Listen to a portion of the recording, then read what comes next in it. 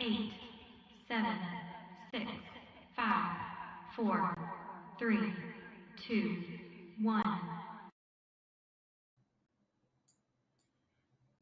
Welcome to Arena Esports, powered by It's a Lot, and of course, our strategic partner, 80 Gaming, as well as broadcast partner, Playtonia. Welcome back to our monthly finals, and this is going to be the last one. Still with me, Burger Kim, and of course, Nightera, joining you for the action here in today's MLBB. Right, it's such an amazing opportunity to be here for what seems to be like the final one, like you mentioned, and I'm gonna be excited for this, like how it goes down today. What do you got for us, Kim? You know what? I missed out on last month's monthly qualifiers because I'm down with COVID, but I'm back. I'm all right right now. So I think what I missed out is probably like how the games went, and I think there's a big shift of meta right now because they shifted back into I think fighters. A couple of heroes have been popping up as well in both ranked games and even in the professional scenes. Just to name a few, like Lunox, Balmond have been doing really well. So I'm expecting to Exceedingly see well. that here today. Yes, really, really well. I mean, you've been playing RGs, you know what to ban, and those heroes are on top. So today, I think we're gonna be seeing Team Falcon coming up against Ultra Legends. So if you guys are familiar with the Middle East or North American scene, Team Falcons is a big thing, a big team who's playing for currently for MPL MENA, and I Right. think everybody knows how well they've done. Even in the M5 wild card, they actually qualified there. So it's nice to see that that kind of level of team is now playing here in Arena Esports. And of course, Ultra Legends as well is another one of the seasoned teams here in Arena Esports. So for me, I'm looking forward to see what more they can bring since this is going to be the last monthly finals that we're going to be having for MLBB. Yeah, and I think it's especially great that you're here for the final one. You did miss that last one for last month, but hey, you know what? All's good. You're gonna close us off with a bang here, and that's what we're here to bring you today. Good games, good cast, and of course, someone to crown home the champion. Mhm. Yeah, I think all of these teams that you guys have witnessed all the way back, I think just to give you guys a recap, monthly finals. The first week we got GK and Team Avalon, and then for week number 2 we got Arcanti Esports and Team Axe. For week number 3 you got Okami and Friends. As well as Team Shuki, and now we're gonna be having Falcons and Ultra Legends, and all these teams will be moving forward, of course, to the playoffs. All of them are already qualified, but of course, everybody wants that spot for the grand finals. That is gonna be a LAN event, by the way. So stay tuned for more information over at Arena Esports. If you guys want to be a part of it, if you guys are in the area, go ahead and check out the information as well. And if you guys want to join in our tournaments or you guys want to have some more information about Arena Esports, go ahead and check out the Arena Esports website. Mm. But without further ado, I mean, like Team Falcons, Ultra Legends, they've got something to prove onto the table. So while we wait for them to get up, what are your predictions, Kim? I've got something in mind. I'm feeling a little bit excited to say this, but I think Ultra Legends is going to be a 3-1 on this one. That is my take. Ult- Ultra Legends over Team Yes. Falcon. Do you Yes. have a reason for that? Now, okay, look. People might say I'm hard coping here, as we would call it, but I feel like Ultra Legends have a little bit more in terms of an idea of what they want to go into against Falcons. Mhm. Falcons are very flexible in what they do, so they might be able to mold into Ultra Legends. But I feel like consistency is key here. Like, if you get a gameplay strategy down, work with it. It's a lot easier to maneuver around things that people try to play around, right? If Falcons keep trying to mix it up to try and like catch them off guard, it might not play on their favor. Yeah, I think you know what? I have to make it a little bit different this time. I'm gonna go for Team Falcons because they're a bit more seasoned. They did qualify for the M5 wildcard, so that is definitely not an easy feat. But you know what? Everybody is fighting for, of course, the total prize pool of $1,200. Of course, 950 in cash and $250 worth of Arena Esports points. That is gonna go to the top one up until the fourth place right here. So yeah, this is our roadmap. So you guys have been with us ever since. So thank you so much to everyone who has been tuning in, has been supporting Arena Esports on behalf of all of the casters who have casted for MLBB. This is it. This is the final one here, but not the final one that we're gonna be having for the culmination event. You're still gonna be having the playoffs and the grand finals. So this is it, the last monthly finals, and of course the teams will be heading to the playoffs that will be happening in a few weeks time, and then eventually we're gonna be heading to the grand finals. And if I'm not mistaken, this is gonna land event that will be happening in February. In February, right? In Dubai as well. So like, I'm excited to see if you're gonna be there to, show us all the ins and outs of the games. I mean, I cannot think of a place where you are not more deserving than there to go, Is it because I was here since the Because beginning, you are here or since there, you have to be there. Like it's like sending your child off. You finally watch the culmination of everything together, and if you're not there, like who deserves that spot? It has to be yeah, you. yeah, you were here halfway, so I think you also deserve the spot to be there. So hopefully to see you in Dubai. And if you guys are, in Dubai, go ahead and check out Arena Esports once again. I think we're gonna be not only are we gonna be having a LAN event, you guys can get to see the players, you get to see some of the personalities and even the casters that will be there in the event. So fingers crossed, hope to see you Fingers guys there crossed. in Dubai. It's gonna be happening in a month's time. So I think what makes it really exciting is a LAN event is completely different from an online event. This is great, but you're having a LAN event, it's just miles apart from having an online event. The It is. feels, the screams of the audience, seeing the players face to face, is just altogether a different ball game.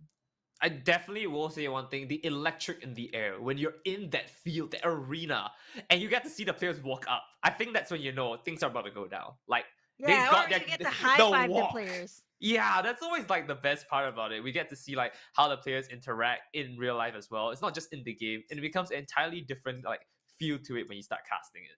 And that's what we hope to do. We hope Hmm. will happen for the Dubai's like LAN event, but until then, I mean, we still gotta see where this one goes down. We want to lock in our teams and see where we're going in for the February LAN event. But before that, we also still have the semifinals and finals after this playoff.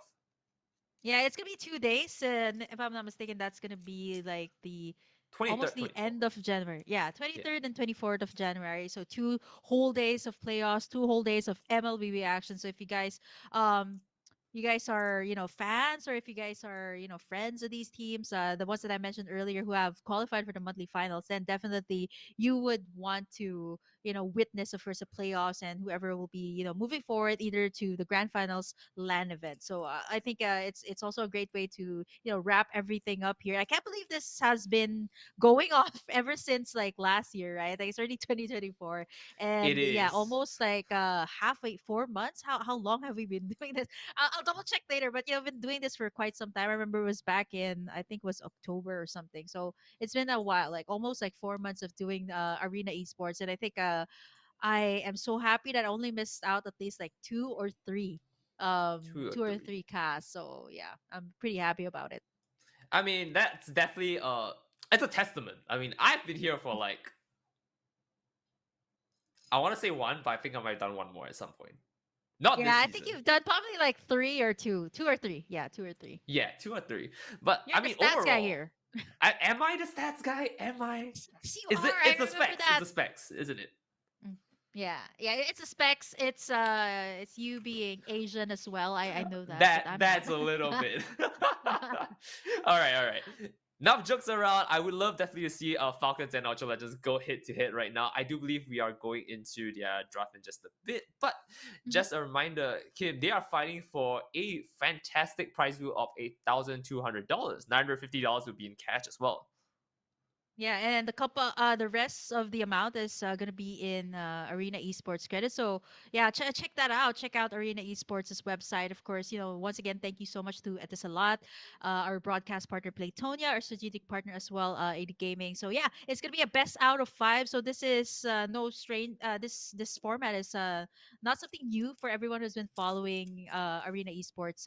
This is what happens every month. So for the monthly finals, it's no longer a best out of three, best out of five. So I think this is just stretching it out for all of the best teams who have made it this far. And for best out of five, there's so many things that can happen. I mean, I've seen a best out of five where it was a reverse sweep, and honestly, that was really upsetting, especially for the teams who have at least gotten a lead as compared to the teams who have gotten in that reverse sweep. So hopefully for today, I think for Falcons, I think it's very evident, even for the teams, the people who are currently following the meta right now. Team Falcons is looking really strong, but we can't count out Ultra Legends as well. Like what you mentioned, definitely if they have something to prove here, then this is the time to showcase it. Right. I mean, obviously, if they have something to prove, this is the best time of any, right? Like you're gonna go in from playoffs into the semifinals and set yourself apart from everyone. if it's not now, you're never gonna get that chance to go into that top eight again. And this is exactly why I think we've got something to look forward to, especially since we also have a extended game here, not your usual best of three, but best of five.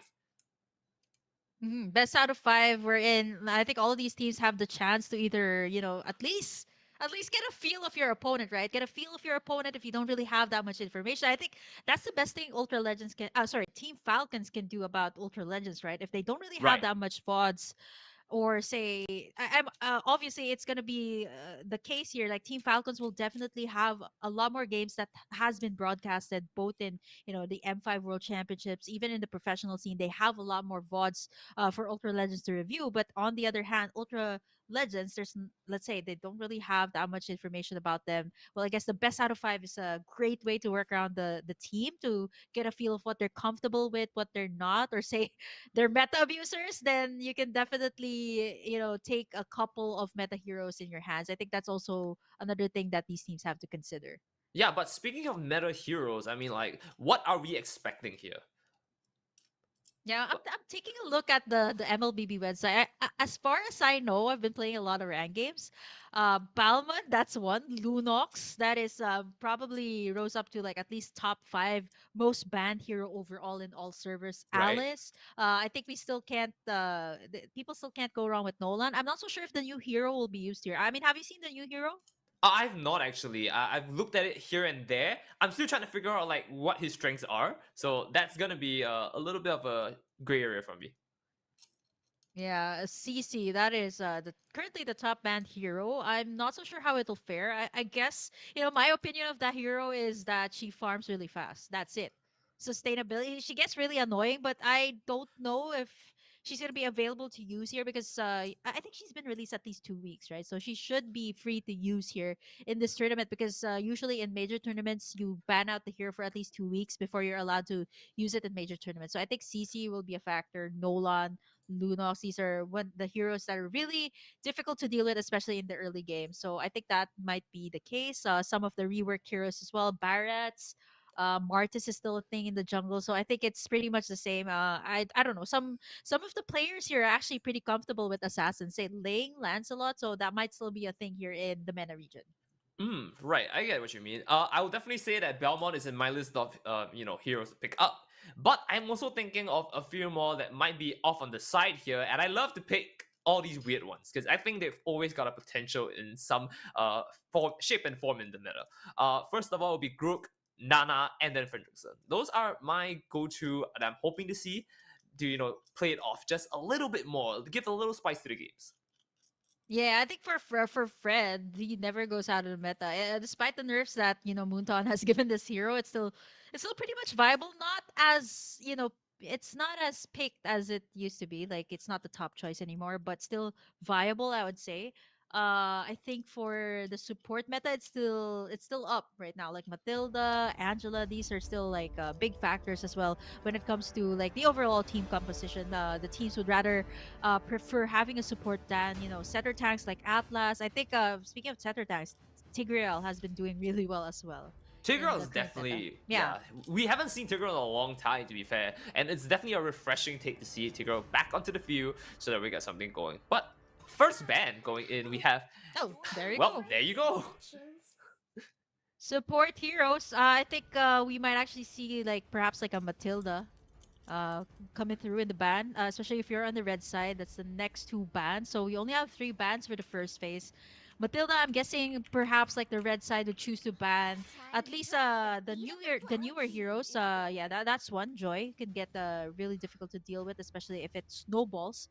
Nolan should also be considered here by the red side. I think blue side can pretty much ban out whatever they want to ban out because they have the first pick here. They can choose to pick like either say they leave the Nolan, they leave the CC, they leave Fredrin, they leave Balmond open. They can pick that up in the first phase. Right, and especially since they have the option to do that, I mean, it goes without saying that it's much better for them to just ban things that naturally would hurt Belmonts, for example, right? If they get the first pick here, it's going to be insanely strong going into this composition. Ooh, now Falcons, they're taking quite some time banning here the next hero. I think they're also considering what the red side will ban here. I think for Ultra Legends, that's also something that they have to consider. Barrett's that I Barrett's? did mention that has been reworked, really great sustain. Plus the ultimate Daytona's Welcome is super super good, especially going up against other heroes that are melee. So I think these are the things that Falcon is considering, forcing them to at least ban out the Nolan or the CC here at this I'm point.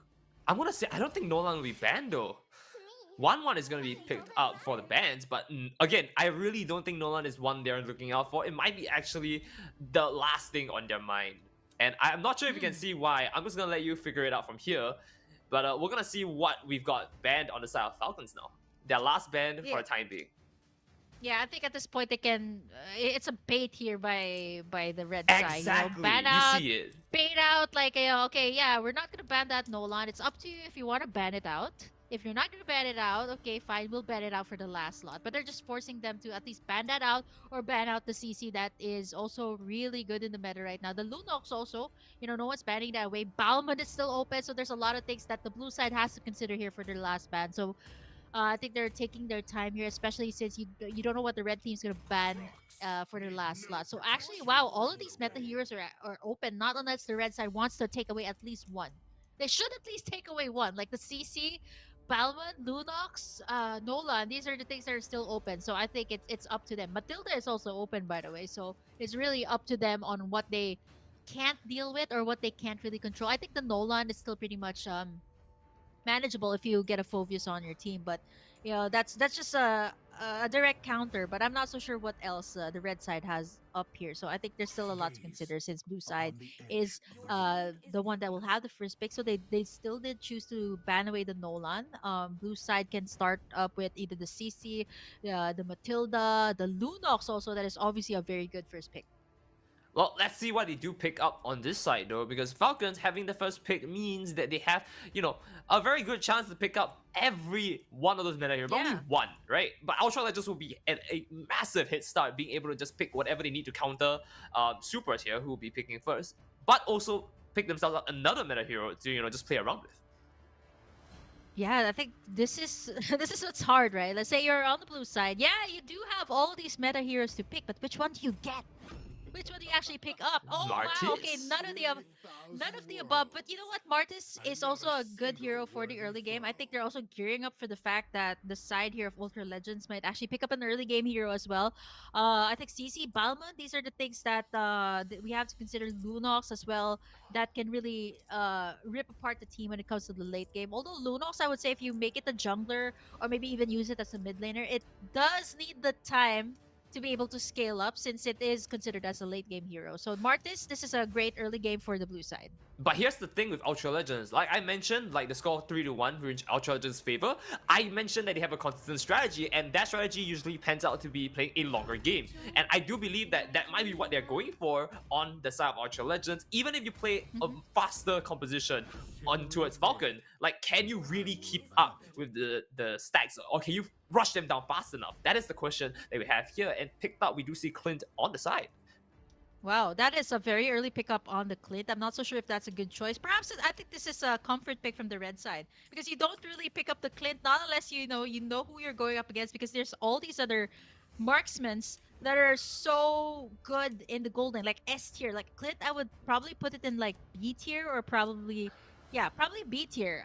Marksman hero, great for poking, but I wouldn't say it should be a priority pick. There are other heroes that Ooh. that can be prioritized, but this is looking really scary for Ultra Legends. This is two heroes that shine in the early game. Not only do they get the Martis, they get the Guinevere. I think Matilda would be. Oh wow, these are all early game heroes. I think for Falcon, they want to definitely end this one early, knowing that there's a Lunox, there's also a Clint that scales up on the other side. So I think for the side of Ultra Legends, they definitely need to get a jungler who's good for the early game. Balmond, Matilda, these are heroes that are good in the early game, so they should at least probably pick up one before it goes to the second phase of the banning phase. Well, it definitely looks like Falcon has smelled out like what Ultra Legends is trying to play for, and that is the interesting thing though, because remember, if they all push into early game, right, what can they possibly do in the late game? That is the question. They might just get completely walled off at some point, especially now that we've seen our dear old Panda being picked up. This might be an interesting way for them to play it out. Like, how fast do you want to go, or how fast can you even go? Ooh, the Akai here for the side of Ultra Legends. I guess this is a good answer for the early game that the side of Team Falcons has thrown out. Now all they need to do is at least take away some scaling heroes for the side of Team Falcons. They still don't have a marksman, and I'm not so sure if this Guinevere will go to the roam role or the XP lane. But usually in the professional scene, they use this Guinevere as a roamer. So yeah, here Ooh, it goes. Bruno. The late game heroes, the scaling heroes, the gold laners are being taken away. I think for the side of Team Falcons, they still need to take away also a roamer. The Matilda is still available. For the same Minotaur as well, that has been picked up a couple of times as well in the professional scene. What else are they missing here? An XP laner as well. So they need to have something. They need to take away some of the sustain aspect here for Ultra Legends that will definitely make it more easier for them to shine in the early game. I mean, the definite pick here is to block out the sustain. You're absolutely right. Because, I mean, look at it this way. If Akai can just stand strong long enough, they don't need to keep engaging fights early on. And in fact, they should be safe enough to play this out long enough for them to start excelling. Ultra Legends is in an interesting position here where it's not like they'll completely lose early game. But right now, as we look at their bans and going into it, there's a very good chance that they might not have the pickups they need to hold them off.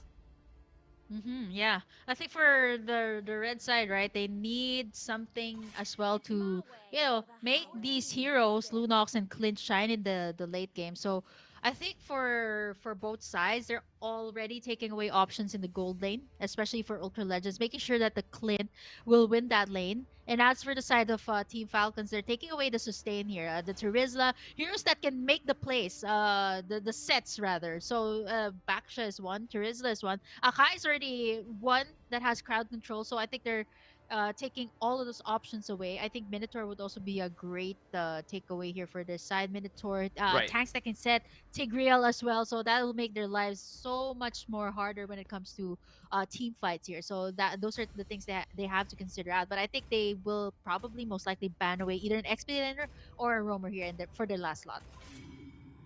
Oh wow, Uranus. it's both XP laners. So Matilda is still open here. If they want to go for more like either sustain or CC, Minotaur is a great choice. Tigreal is still open here if they want to go for sets after sets. I mean, imagine going up against the heavy spin of the Akai, then going in for the set of the Tigreal. But wow, this is looking really good for the side of Ultra Legends. I like the answers that they have here so far. The Yuzong to take Ooh. away the backlines, but you know what? They're hovering over some very interesting heroes here. Fanny was hovered, but I think at this point, the Martis will definitely still stand as the jungler. So Gold Laner and Roamer is what they need here. I'm gonna be the crazy guy and call this out here, but I think Falcons can pick up a group. I just want to see a group, but I think it'll be amazing. Woo! Okay, Would, wow, would this they is lock so this in though? interesting. Would they lock it in though? Oh, Okay, we've they got one. did. They just did. They just did. And then the Beatrix, I think this is a comfort pick for them ever since. A signature pick actually for their squad. Even way back, MPL and the qualifiers for M5 World Championship, Beatrix is one of the heroes that they love picking up. And I think we're going to be seeing a standard Beatrix Clint gold lane. I would say that's pretty boring for me, but you know what? It works for the squad. I'm just worried about the composition here of Falcons. They don't really have a hard tank here. Like if you look at their composition, I'm still not sure if it's the Guinevere or the Arlott that will stand as the roamer. It's still pretty confusing for me, but they don't really have a solid tank. All they have are fighters that can do brawls, but they don't have someone to really front for the Beatrix. So I think Very that's early my on. worry. Yeah. They really have an early game composition here, but if it reaches the late game, I think it's gonna be really hard for them to bounce back with the composition that Ultra Legends has. Look at that, three solid tanky frontliners for them. As long as Casper and the Clint can position themselves well, then they can definitely win the team fights in the late game. They are absolutely stacked coming into this, and I love it. But that's also not to say that Falcons doesn't have a response, right? I mean, we've established Falcons is going for the speed. They want to get this done as fast as possible, get a strong lead before Ultra Legends can stack up and, just completely wall them back. So I'm excited to see how this one will pan out. Yeah, Clint, Beatrix in the gold lane. Very uncontemporary lineup if you think about it for the side of Falcons, but I think they do have a great amount of CC as well. But there's a Grok here on the other side and a Kai as well to make sure that their damage dealers are alive when it comes to the clash. But the Yuzhong as well will be very vital when it comes to securing in the objectives. Early game, I think if Ultra Legends can pick up turtles, like at least the first two turtles, they should be fine. But for Team Falcons as well, there's that urgency to make this work out in the early game, because once it reaches the late game, I think they still make it, but it's gonna be extra hard. So now they're doing standard rotations here. Guinevere, Super Z actually starting up the red buff, making it a bit more faster here for the Martis to pick that up. So I think for Falcons, again, you can see the urgency that they have, forcing Arslan to actually use the retribution there. So great early rotations coming out from Falcon, but for Ultra Legend, it's fine. As long as they stretch this out as long as possible, it should favor their team. It should favor the team, but you know what? Nothing is set in stone yet. I mean, game just started. We need to figure out what they're trying to go for. I mean, we definitely see a very dangerous going in there, just waiting for an opportunity.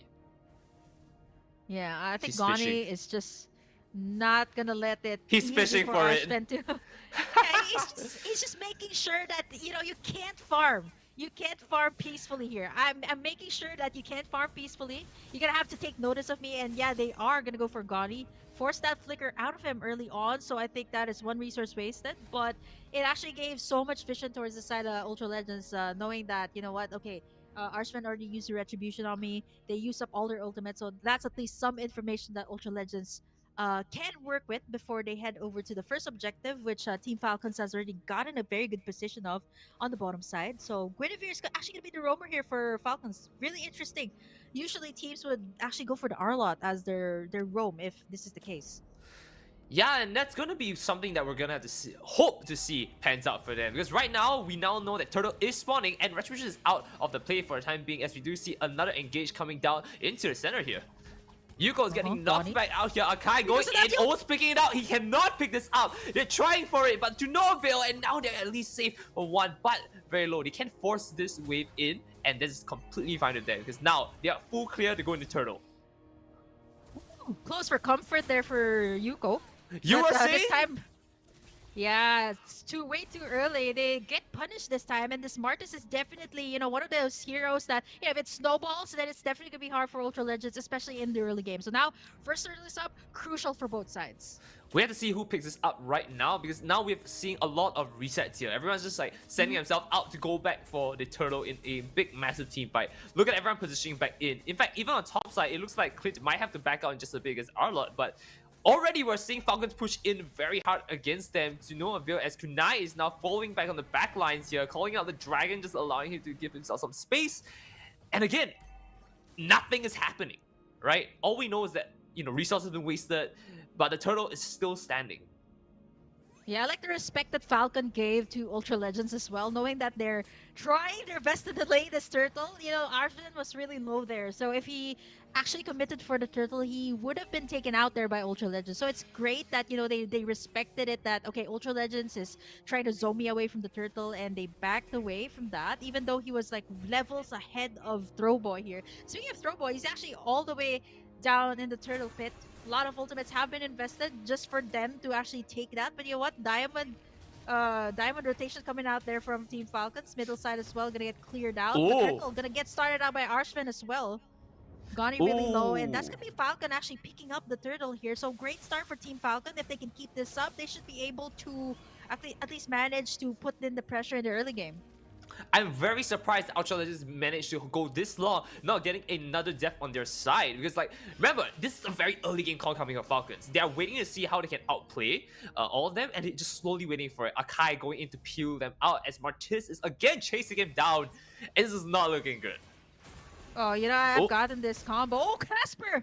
Whoa, Yuko go in back for the kill. He actually used to purify up, so it's difficult. Yeah, right. Casper didn't want to waste that flicker, and the flicker cooldown is at least like 100 seconds before it is back up. So instead of using the ultimate, but now, wow, speaking of ultimate, Super Z. he manages to take out Throat Boy, which is the spatial migration and the Violet Requiem. So 3 kills for Team Falcons, 4 minutes in. So this is exactly how they wanted to pan out for their side, right? Early game, and for Ultra Legends, I think they understand that this is definitely going to be the case. But I do respect the fact that they are still able to create the pressure in the Turtle Pit. Oh, that's a beautiful dive coming in right there, and it looks like this is going to be knocked out for Clint here as Martinez comes in to pick them off. And this basically means the entire tower is theirs for the taking. That's a little bit more gold for them to work with, a little bit more of a lead they can get. The gold lead now is coming to 2k, moving to 3 soon. Yeah, I'd definitely say that's a massive gold lead, especially for Lark, the Beatrix here. Has gotten in the gold plating, taken down the tower in 5 minutes. So this is going to be Team Falcons even rotating even faster towards the other lanes, knowing that the top side has already been taken care of. So now Throw Boy going for the ultimate here onto Super Z. Ooh, and it's looking very good here, but I think Choboy has to pull back. I think definitely got the kill right here and moving in forward. Akai's gonna get knocked out right now, and that's not looking good. That kill is devastating as now they've lost what means to their only means of tank here, as they're slowly being collapsed down into the middle here, as Kunai going in, trying to get the one pick here, at least a trade off, and he does, and that's great. They're trying to slowly stabilize this, and they slowly get in, but getting caught off here. Gotti needs to try and protect Team. Peel for him. You don't want him to go down. Oh man, that was just way too good for Team Falcon, right? Ultra Legends, they wanted to go for the counter punish, but instead they were the ones that were punished heavily here by Team Falcons, knowing that they have so much more advantage in the early game. The Lilia that just slows down Throwboy so well, and even the other teammates as well. And this is exactly what I was saying. The Clint is really so hard to pull off. I mean, it is going to be a late game hero. I'm not so sure what he has as of the moment. We'll have to pull out the items list later on.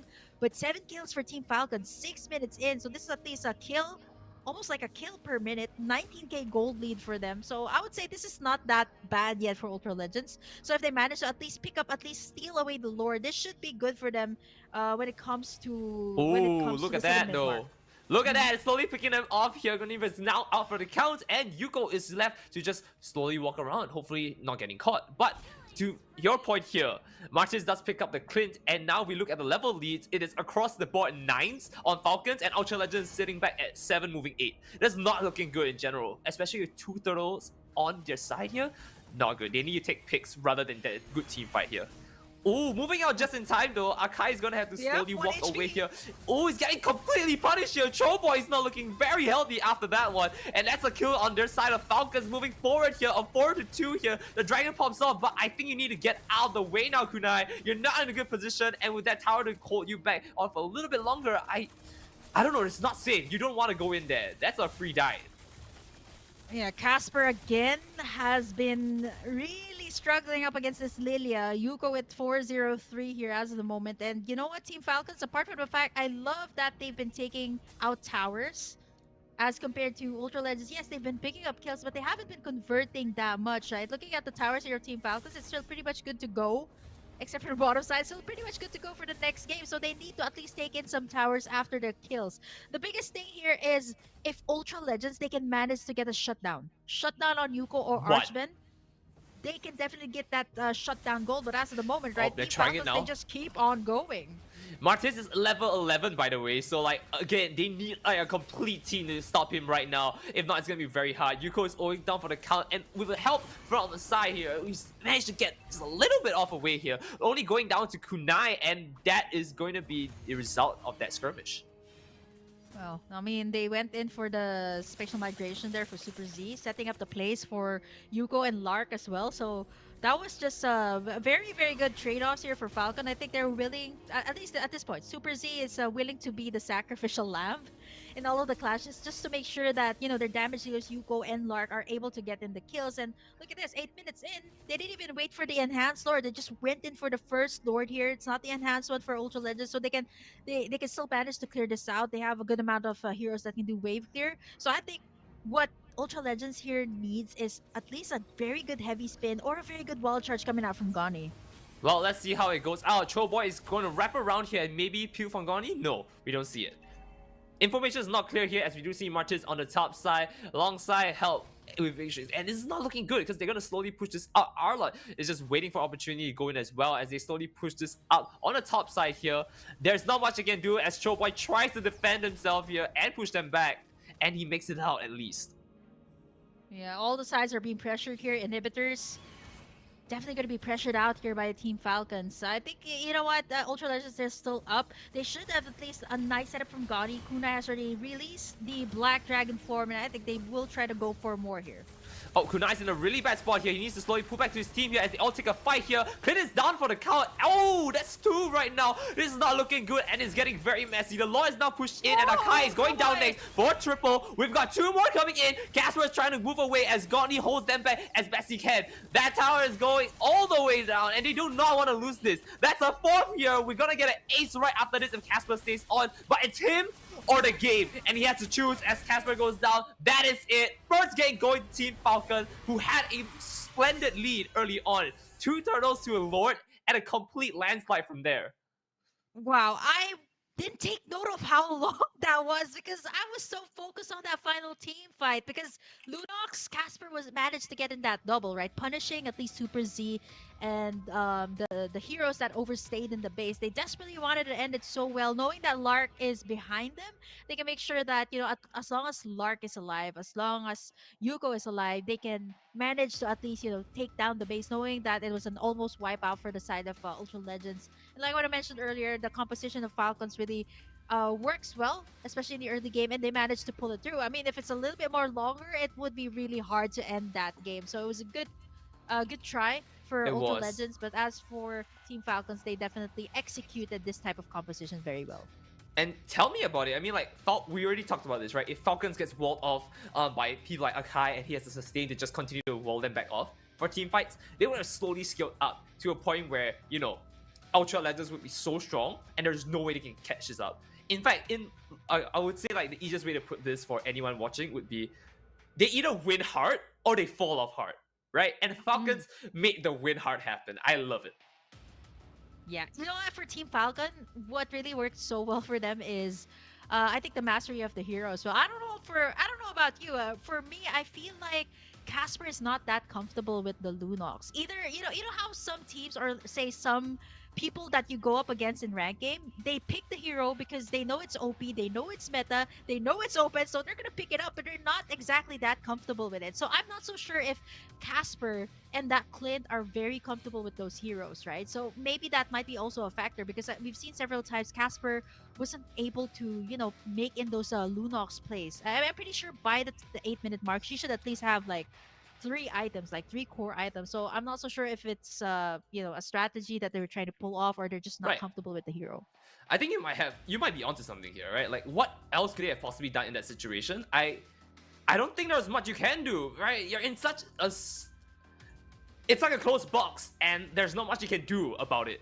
And I don't think it's great for them if they do this. So we have to slowly play it out and see what else they can possibly do in this situation. Like, is comfort picks the play, or is meta going to be the thing that defines, like, you know, how they move forward into this? And right now, none of those are the answers. That's for sure. I think you can agree with me on this, Kim.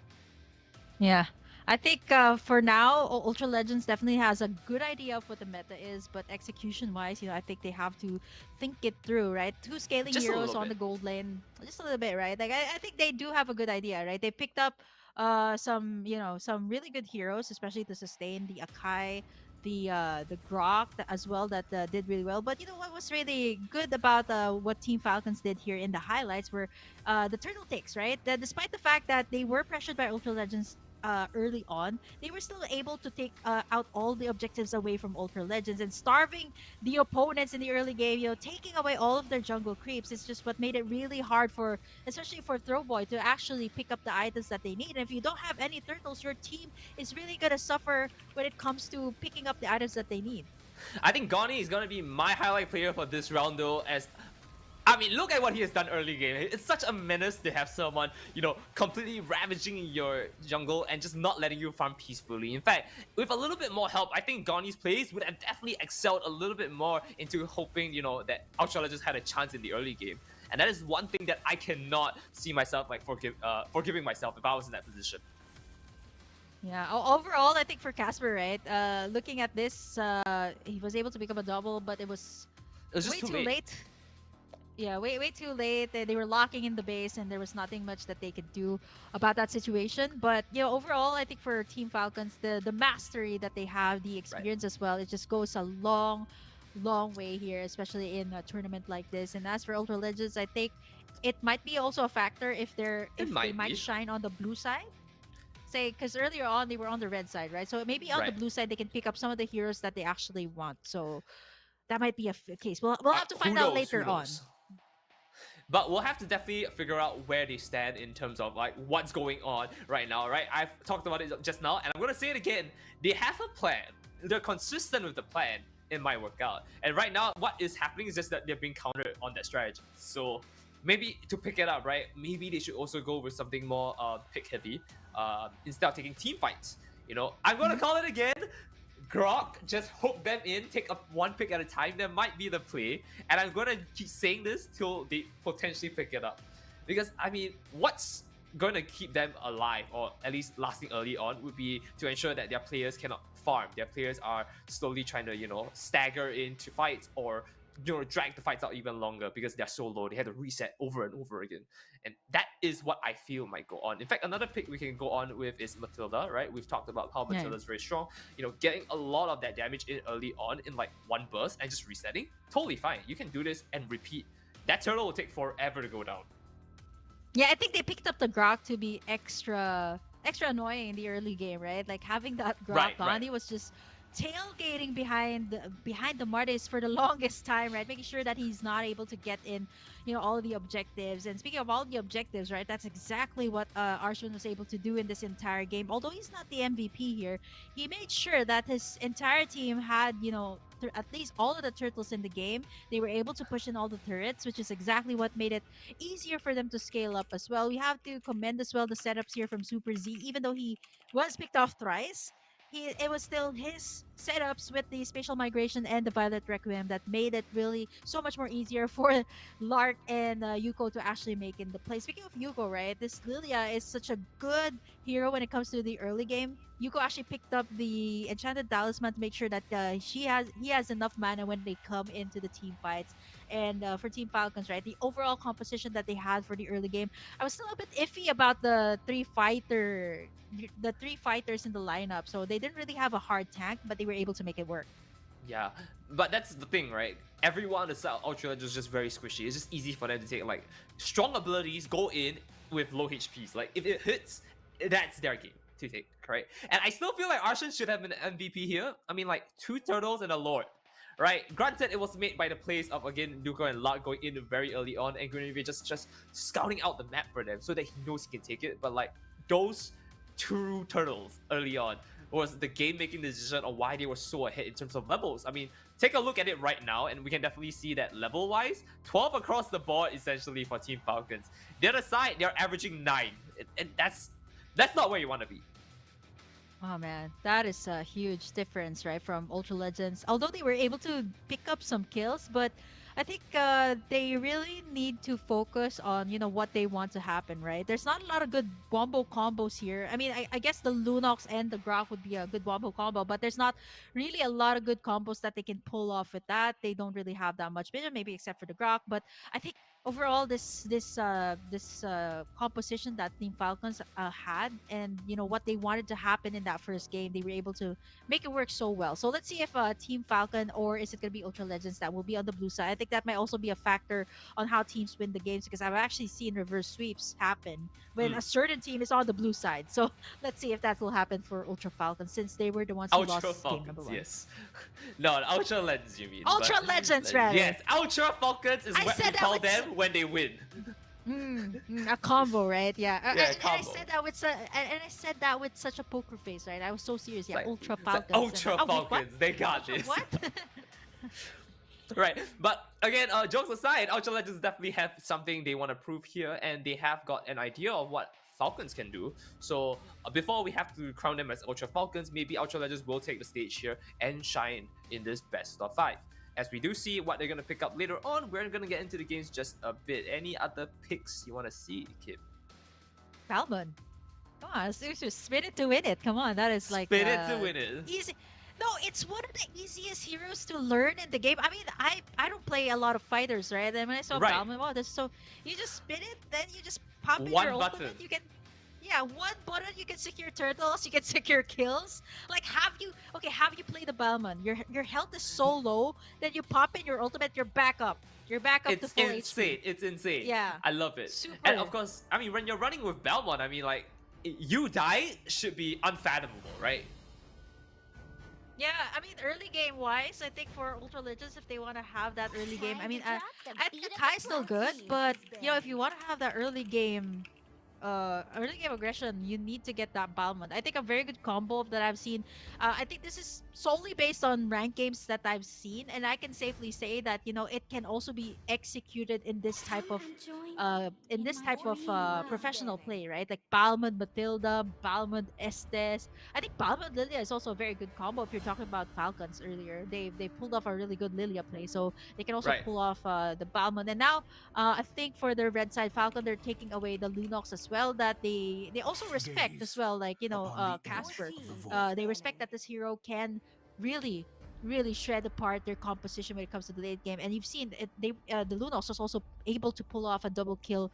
Once it reached that 10-minute mark, they were able to pull that off. So they're taking away late game heroes, and I think the heroes that Ultra Legends have picked up in the first game. Yeah, I mean, that is definitely the strategy you want to go in if you're Ultra Legends, right? If you're gonna stay consistent with your strategy, block their strategy instead. We do see Nana being blocked off here.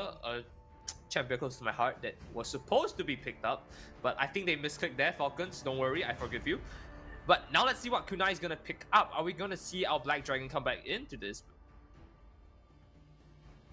Yeah, I think the Yuzong is one of the priority picks as well for some of the teams here in Arena Esports. But you know what? They're like, yeah, The psych.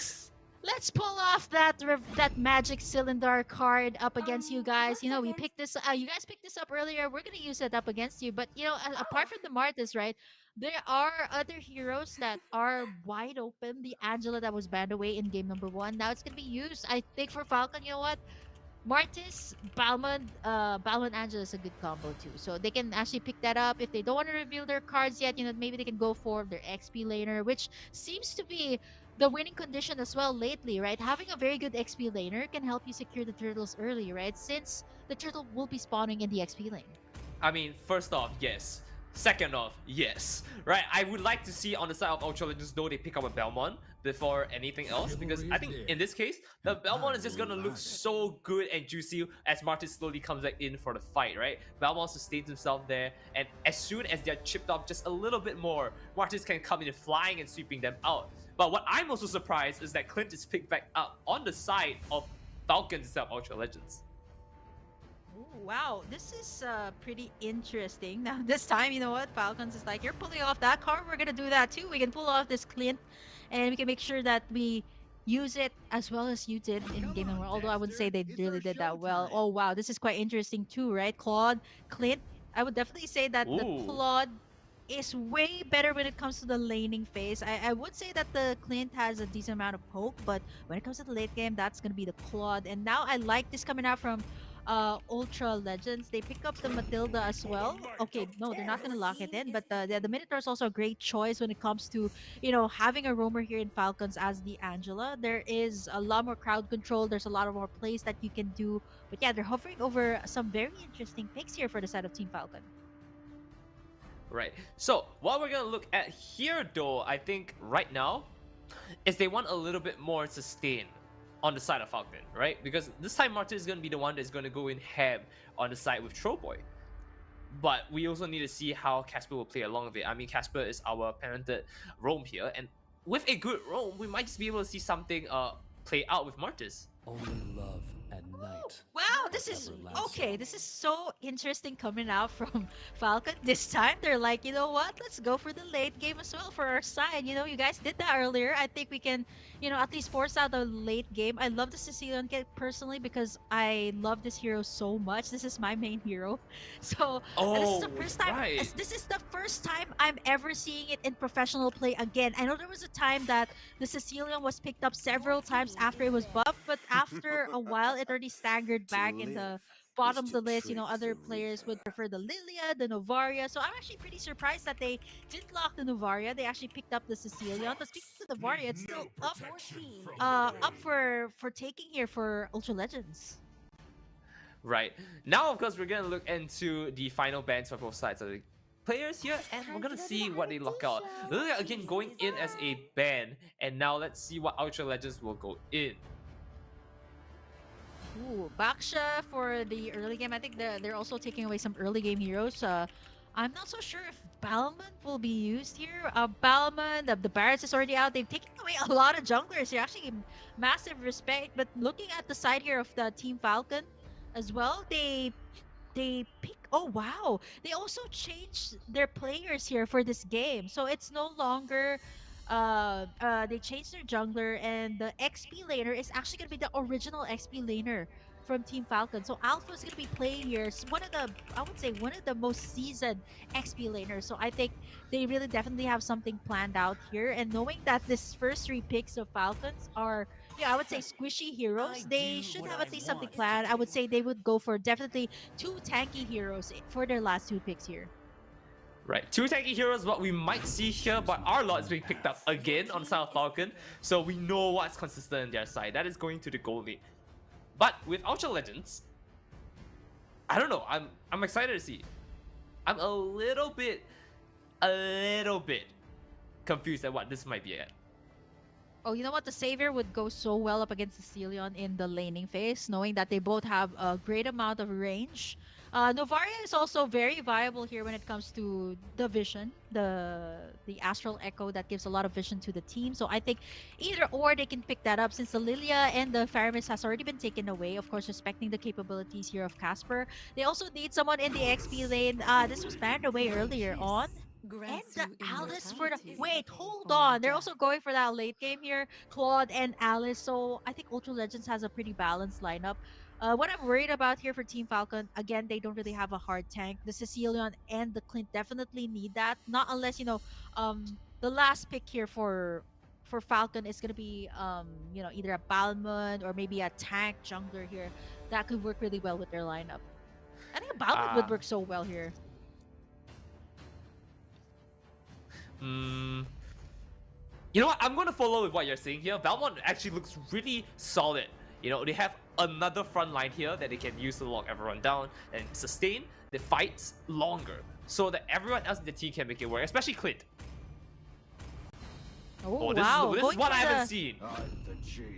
Oh, this was buffed up. I think this was used several times in the M5 World Championship, but never actually used as a jungler. Great early game. I guess they're trying to go head-to-head with the Martis, but you know what? Cecilion needs that time. The Clint needs the time. But, having Alpha here as their XP, I think it just enables the entire team to pick up this kind of composition. So, I'd say for Ultra Legends, both their sides have late game heroes. So it's pretty much balanced out for both sides. So I guess when it comes to the early game, the turtles, right? Whoever secures in a lot of the turtles here for the early game will definitely give their teams that that capability to be able to build what they need, especially since if you're so far behind, right, that you're not able to build the items that you need, your opponent will definitely be way ahead of you. So now that's going to be the thing, right? Mid laner and gold laners are scaling lineups for both sides, so I think it's up to the junglers here, Throwboy and Bubblegum for the side of Team Falcons, to be able to make that play in the early game. So Ultra Legends still the same lineup that they had in game number 1 for Team Falcon. We're going to be seeing a slight change up with the teams, or the players rather. So it's gonna be Alpha and Bubblegum playing for Team Falcons this time. We're gonna have to see what they're gonna do this time. I mean, are we gonna be annoying? Is Granny gonna come in? Come on. Kunai is going in for the corner here to find out where ours is. And there we go. Already being a nuisance onto the lane here. Just calling it off. But Kunai, again, just slowly but surely taking up everything ahead. Locking his lane out just like that. I love it. I love to see it. Yeah, okay, so okay, is this a wise choice? He's actually okay. Kuna is actually going to the purple buff here of bubblegum to make sure that he gets some stacks. And I mean, come on, you're Uranus. You can pretty much be such a nuisance when it comes to invading in the jungle place. But that actually gave so much room for Arlot, for Alpha here to actually scale up as well in the XP lane. And speaking of the XP lane, that is gonna be like just both sides cutting in the waves here, making sure that they have that sustain first before they go in for the turtle fight. Mid side is gonna get a little bit messy. The Sicilian needs the time. The Alice as well, right? That needs the time to be able to scale up when it comes to the itemization. 40 seconds before the first turtle up, and we haven't seen a first blood just yet. Alright, now they're moving in here. It definitely looks like a lot of the waves are all just shoved in, except for the EXP lane. Arena just proxying it all the way, and it's just insanely disgusting here. But Bubblegum is trying to make some play here, slowly pushing it in. Especially since the turtle is coming in 20 seconds. They want to hold on a little bit before they take any sort of fight or pokes in. But Garni, again, being that annoying pest he is looking. He's finding, searching for Bubblegum. Oh man, he's just not letting up, right? Like making sure that Just Bubblegum not. is like, yeah. I mean, earlier he did that to, Ashval as the Martyrs, right? This time he's gonna do it to the next jungler here, Team Falcons. Good thing they do have this Angela for the sustain when it comes to the flashes, and now Yuko. Wow, did not going see in. Throw Boy in that bush. And this is exactly what you don't want to give a Martis in the early game, right? Now it forces the other team members here of Falcons to actually back away. Look at the pressure that they're creating, and this time they're the ones actually taking in the pressure, giving in the pressure to Team Falcons. They should be able to take this turtle without any contest. Yeah, without any contest indeed. Look at that, all to Martis and Casper, all on his own just like that. But I want to also note that this time first blood is going towards the side of Team Falcons still. No, sorry, Ultra Legends. I keep messing up names because it's sides of sword. But forgive me for that, as Choboy is going to see another re-engagement with Bubblegum here as he take a fight. But Uranus slowly going to chip himself over the tower and again going to try and lock in with his team. As we move up here, we look, Martis has got the kill onto Bubblegum here, and it looks very, very dangerous moving forward as they're able to slowly push back in. Ultra Legends now has a better shot at controlling the game here. Oh no, they have great control here. 4 kills early on, and you know what? Having the Angela Super Z just reached that level 4, so it was also pretty 50-50 when it comes to the team fights here for the Team Falcons, right? It's gonna be really hard when Angela does not have that hard guard, so you can't really dive into the clashes, knowing that there's a whole lot of crowd control, a whole lot of damage as well coming out from Ultra Legends in the early game this time. So well, not top yet. side is it's a bit different story though here on the top side. Lark is actually doing really well up against the Claude here that, when it comes to the laning phase, I would say the Claude has a little bit more advantage, right, when it comes to the pokes. A little bit more advantage indeed, but what's a little gonna do if they're completely jumped on here? They're up 4 kills here and they're slowly going to try and get a third one. Choboy going in for the 5th, and this is looking very good. Jungle is basically theirs for the taking once again. Ultra Legends is just saying, you know what? This is my jungle now. I don't want you to have this. Yeah, this is exactly what the Team Falcons did earlier in game number 1, right? The Martis, as long as it can snowball, this is exact same rotation that they did on the top side right now. They're taking in a lot of the playthings, forcing in all of the members here of Team Falcons to actually rotate towards that top side. So there's a lot of, minions that have been missed out here by the Sicilian of Yuko. So that itself is already a huge win for Ultra Legends. Okay, all I'm hearing you say is they're falling behind, and absolutely you're right, as we do see an entire fight happening and waves are just slowly being lost here. Level difference is 7, average to 6, and they're going for another one. Casper going in here and he's completely locked out to a 4v1 here, and I don't think he can make it out just in time. No, not there. He got the kill, unfortunately, and this is going to look like Falcon's time to turn around. Bubblegum going in here. Strong shield with the ultimate there, but to no avail here, as we do see them completely walled off just like that. That global ultimate with the shielding there was so good, but no way he's going to make it work. Angela almost had this in the back for Bubblegum, but that's how it is. Oh, that's just insane, right? Having in Alpha here, they're actually making Alpha switch up to the top side and making Lark actually move towards the bottom side. So 7 kills for Ultra Legends this time. 5 minutes in, that is a whole lot of kills. 5 kills, all going to Throwboy this time as the Martis. So this is something you definitely don't want to have, right? It's gonna be so hard to bounce back from this situation, not unless they get a shutdown onto the Martis. Well, I mean, as long as Martin is going to be strong and he doesn't get caught out anytime soon, he should be fine, right? I mean, he's like the assassin of the group right now. He's just trying to jump in and get a lot out of it. As we do see coming in clean, trying to make something play here, pushing him so far back in, but man, can you really call that a victory? I mean, you definitely pushed the wave back out, but like, it's not like you're gonna take any picks from here. Kunai just trying to walk his way back out here, but slowly being chipped out. But hey, he's a tank. He's fine. Don't worry about it. Oh, now backs against the wall here for Team Falcon. I think they can just punish the overextension here for Ultra Legends. It's gonna be hard though in this early game. They do pick up some kills here and there, but it's still very much evident that, you know, Ultra Legends, they're way ahead here. 20k as compared to Team Falcon. 6k lead for their side. Even Casper is slowly scaling up here. Look at Throwboy. Ooh, and there we go. Martin is completely locked down here. Choboy is out for the count. You know what? It was a good dive in, but you did not need to go for it. And they almost make it out here. Super Z and for looking very low here.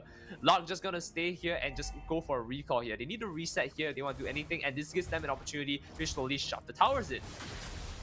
Okay, it went down to 4k here for Team Falcons. They did get the shutdown onto Throwboy. They also managed to take down Casper, so that's at least some shutdown gold for their side, but it's still too early to tell here. Scaling lineup for Team Falcons. What's really hard here for the lineup of Team Falcon is what Throwboy is gonna do is that they make sure that the heroes here for Team Falcons are really low, and then the Claude goes in for the cleanup work. Just goes in for that Blazing Duet. He can be able to shred down Super Z and Yugo. And I did mention that this is such a squishy lineup coming out from the side of Team Falcons. They don't really have a hard tank here. Ooh, and right now they're already going for another skirmish here with that no hard tank. Bubblegum going in strong here, almost taking it out, 50% down, finishing it up, and they're gonna try to see if they can go for that very tanky Goni. Looking very juicy all on his own here, but Kunai is waiting for opportunity to come in. Doesn't see it, goes back to farm. Another fight ensues there again, and looks like it's just gonna end up into a futile punish, as we do see Martin is going in for it. Bubblegum able to walk back out, but is trying to go for the fight here, and now again to no avail. They're slowly waiting for opportunity here. And again, all that resulted from it is time wasted on the side of Team Falcons being unable to farm because they have to respond to this. Yeah, looking at the gold here though, Team Falcons, they're slowly catching up here. 21k earlier was like a 7k lead. Now it should be at least like closing in the gap to at least 4k. Maybe later on if they get some more kills, that should be at least, you know, making it at par with Ultra Legends. So now the problem here for Ultra Legends is how do they end this thing? Team Falcons has a good amount of wave clear here, not unless they manage to shut down at least the Cecilion or Lark here at this point, and it's still, they can still do that, right? They have the Claude, they got the Alice to dive in. Lots of great dives coming out from the side of Ultra Legends. So if they manage to do that right now, they should be able to. You mean like this one? Like this one? They're also diving in too. Yeah, I mean, look at that. Yeah, Kunai's all alone, but you know, he's playing Uranus. He's very tanky. He just needs to wait for someone to follow up with him as they slowly pick this out. Alpha going back in to take the fight here, but it looks like Goni is going to slowly pinpoint and Bubblegum is going to be out of the count. If it weren't for the fact that Casper's coming around the corner and Bubblegum gets slain right now, we're moving into a very massive team fight here as Goni goes down for the count. Uranus is still looking low here against a 2v2 here as Trollboy comes in for this. I think Alpha is definitely going to be knocked out here. The damage coming in from Trollboy is immense here, following out with Kunai, who was once low on HP, finally going back up. This is not looking good. If they continue to take this fight, it's surely going to slow down into the side of Ultra Legends. And slowly, bit by bit, Kunai is taking the damage, but look at it. So healthy, so massive. Yeah, all he needs to do is like, I can take the damage here, I can be the frontliner, and that's hit me, the hit me. Here. Exactly, that is exactly what he's doing here for Ultra Legends, and it's working. There's so many things that Team Falcons needs to worry about right now, right? Either they take down Kunai, but if they take down Kunai, they still have Casper. If they take down Casper, they still have Goni or Throwboy here to front for the side of Ultra Legends. So overall, it's such a good, you know, front to back line composition. As for Falcons, right, they're really struggling when it comes to the ones frontlining. Again, they don't have a hard tag, although with the good positioning from Lark, they should be able to make it out alive. Thank goodness they do make it out alive, because Alpha definitely walked into something that he did not want to carry on. I don't know if I would have been in that position. I'll be honest with you. Oh, definitely not, right? Right in the middle of at least like 4 tanky heroes that only you can sustain, right? At this point, like, it's only Alpha and Bubblegum that's sustaining in the damage. I'd say the late game is a little bit too late now for... the early game, rather, is a bit too late for the Tam, as he really had a hard time going up against Gonnie's Minotaur, right? Making sure that he does not have the resources that he needs, and now Kunai as well being such a menace here to Team Falcons. Knowing that once he's up, right, Team Falcons does not know how to take him down, does not know how to burst him down. I think at this point, the only one that can fully burst down Kunai should be the Sicilian here of Team Falcons. And then again, don't forget Kunai is still playing Uranus. He's a tank. Even if you could attempt to burst him down, is it worth it for a chance? Right? Kunai goes in again and he's just slowly chipping everyone off here. Giant balls circling around him. I don't know if I want to say that out loud anymore, but I don't think they want to see it either. Falcons is not looking good in this position. They just need to jump in here as Kunai is tanking everything out. He's still able to get out just fine. No issues, no answers required. And again, chipping that out once again. Casper's looking a little bit worse for wear, but Choboy waiting for opportunity to just take them out one go. Alpha almost going into danger zone right there. If he dive any further, that would have been it. And it looks like they're just not in a position to fight. But the further they go from tower, the more dangerous it is. Kunai again being the first to get knocked in, engaging in this fight here. They don't really want to do this right now. 6k back again for Ultra Legends here. It's so hard. I think for Team Falcons this is exactly what I was worried about. I know I just want to flex it a little bit because I was top Philippine Sicilian, so I know exactly how You're this top hero is Philippine played. Sicilian. Yeah, that is true. Bro. It's hard to play with this lineup because you don't really have someone to front for you, right? Yes, I know the Alpha can front, Bubblegum can front, but you need someone like hard tanks to front for you to be able to make the plays. And what's harder here for the lineup of Ultra Legends is they have that Alex to reach the backlines, or maybe even the Uranus here. So they don't really have for Team Falcons, they don't have that type of composition that can make the Sicilian just free hit everyone at this point. Like everyone is just focusing their fire on it might be here. And He's still here at this point. He's still here. He's His numbers are bigger than yours. You cannot kill him. Yeah, I think even at this point, like with the Sicilian being able to burst, yes, the Sicilian can definitely burst down that Uranus, but at this point where there's so many heroes that can take you down as well, like the Alice and the Claw that I did mention, right? Well, that with the Blazing Duet. Now they're facing this problem on who will front, and usually it's Alpha, but he's also taking in a lot of damage. Right, here we go. That's another lot they might actually just pick up from the south. They're trying to take another fight here and slowly going in. Casper can just sit down here and buy some time. You know what? Going down here might be fine here, but I think they just want to go for a good team fight and look at the amount of damage coming in. There's no survivors left remaining here. And you do see Super Z being the next one to go down, and Alpha the last one standing. Well, not anymore. Yeah, not anymore. Full wipeout. I think this should be over. They can end this thing. They got minions coming down south. They don't even need the Lord here. They got the Claude to shred. They have one minion. They have one siege minion. It's over. It's over. If you can't work with minions, minions, just do it yourself, right? Grab that 2 fingers, start slamming it onto that tower, that last bastion of hope. And there we go. Ultra Legends taking the second game. I mean, where can we start, kid? Where can we start? I don't even know where to start. Team Falcons, what they had there was, okay, they have a great idea, but you know that their composition is so hard to pull off. I could safely say that myself because again, you know, flexing that top PH Sicilian, it is so hard to play a Sicilian with that lineup. Your opponents have front to back line, your opponents have dive compositions, and you definitely need heroes to front. The only ones who can front for you is like what I mentioned, the Alpha and Bubblegum, and those are not really hard tanks. So it was so hard for Team Falcons to execute the type of gameplay that they want, is to have those heroes shred those HP bars when it comes to the late game, but they definitely did not have the good position to do so. They got Casper, you know, you've seen it, right? Casper diving into the back lines, and once he dives into the back lines, all he needed to do was pop in that Winter Truncheon, using that Blood Orb to escape, or it was actually Kunai just fronting in for the side of Ultra Legends, and all they need to do is they can use those heroes as diversions as the rest of the team actually secures in objectives. I don't think Team Falcons was able to take in any turtles or any Lord in this game. Yeah, they really didn't have an opportunity to do much from then on, and it just slowly came to the favor of Ultra Legends, and I really love how they played it out.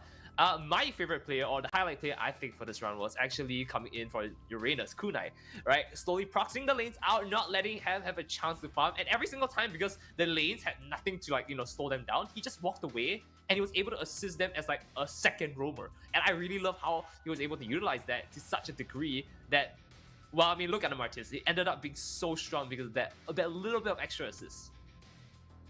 Yeah, that's exactly why they prioritize this as well. And I mentioned it earlier. If you give that Martis that early game snowball, I guess at this point it's like a fireball. Both sides, like Martis wins games. So both sides were able to do that, right? For Ultra Legends as well as Team Falcons, they were able to pull off that early game Martis so well. But I think what made it really different here for game number 2 was that it was hard for these late game heroes like the Sicilian and the Clint to be able to make the plays that they need to do, knowing that they have the Alice and the Uranus, just making sure that they aren't able to position themselves well. So yeah, you know what? Game number 2 has been really interesting as well because they picked up some non-meta heroes, which is actually quite refreshing for me as a caster, right? For the longest Right. time, I've seen like Meta, Novaria. meta.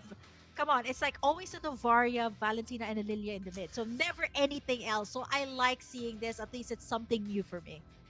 All right, you know what, Kim? I'm gonna ask you again.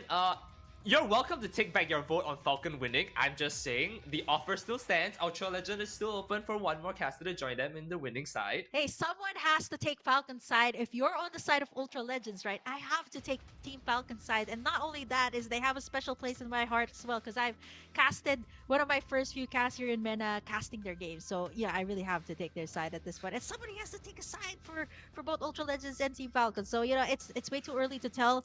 Still have at least 3 more games. So it's currently at 1-1 if you guys just tune into the live stream. So it's an even ball game right now for Ultra Legends and Team Falcons. Indeed. And right now, we're also looking at who is going on to join us in the top 8 for their playoffs. But let's look at the highlights real quick before we go to that.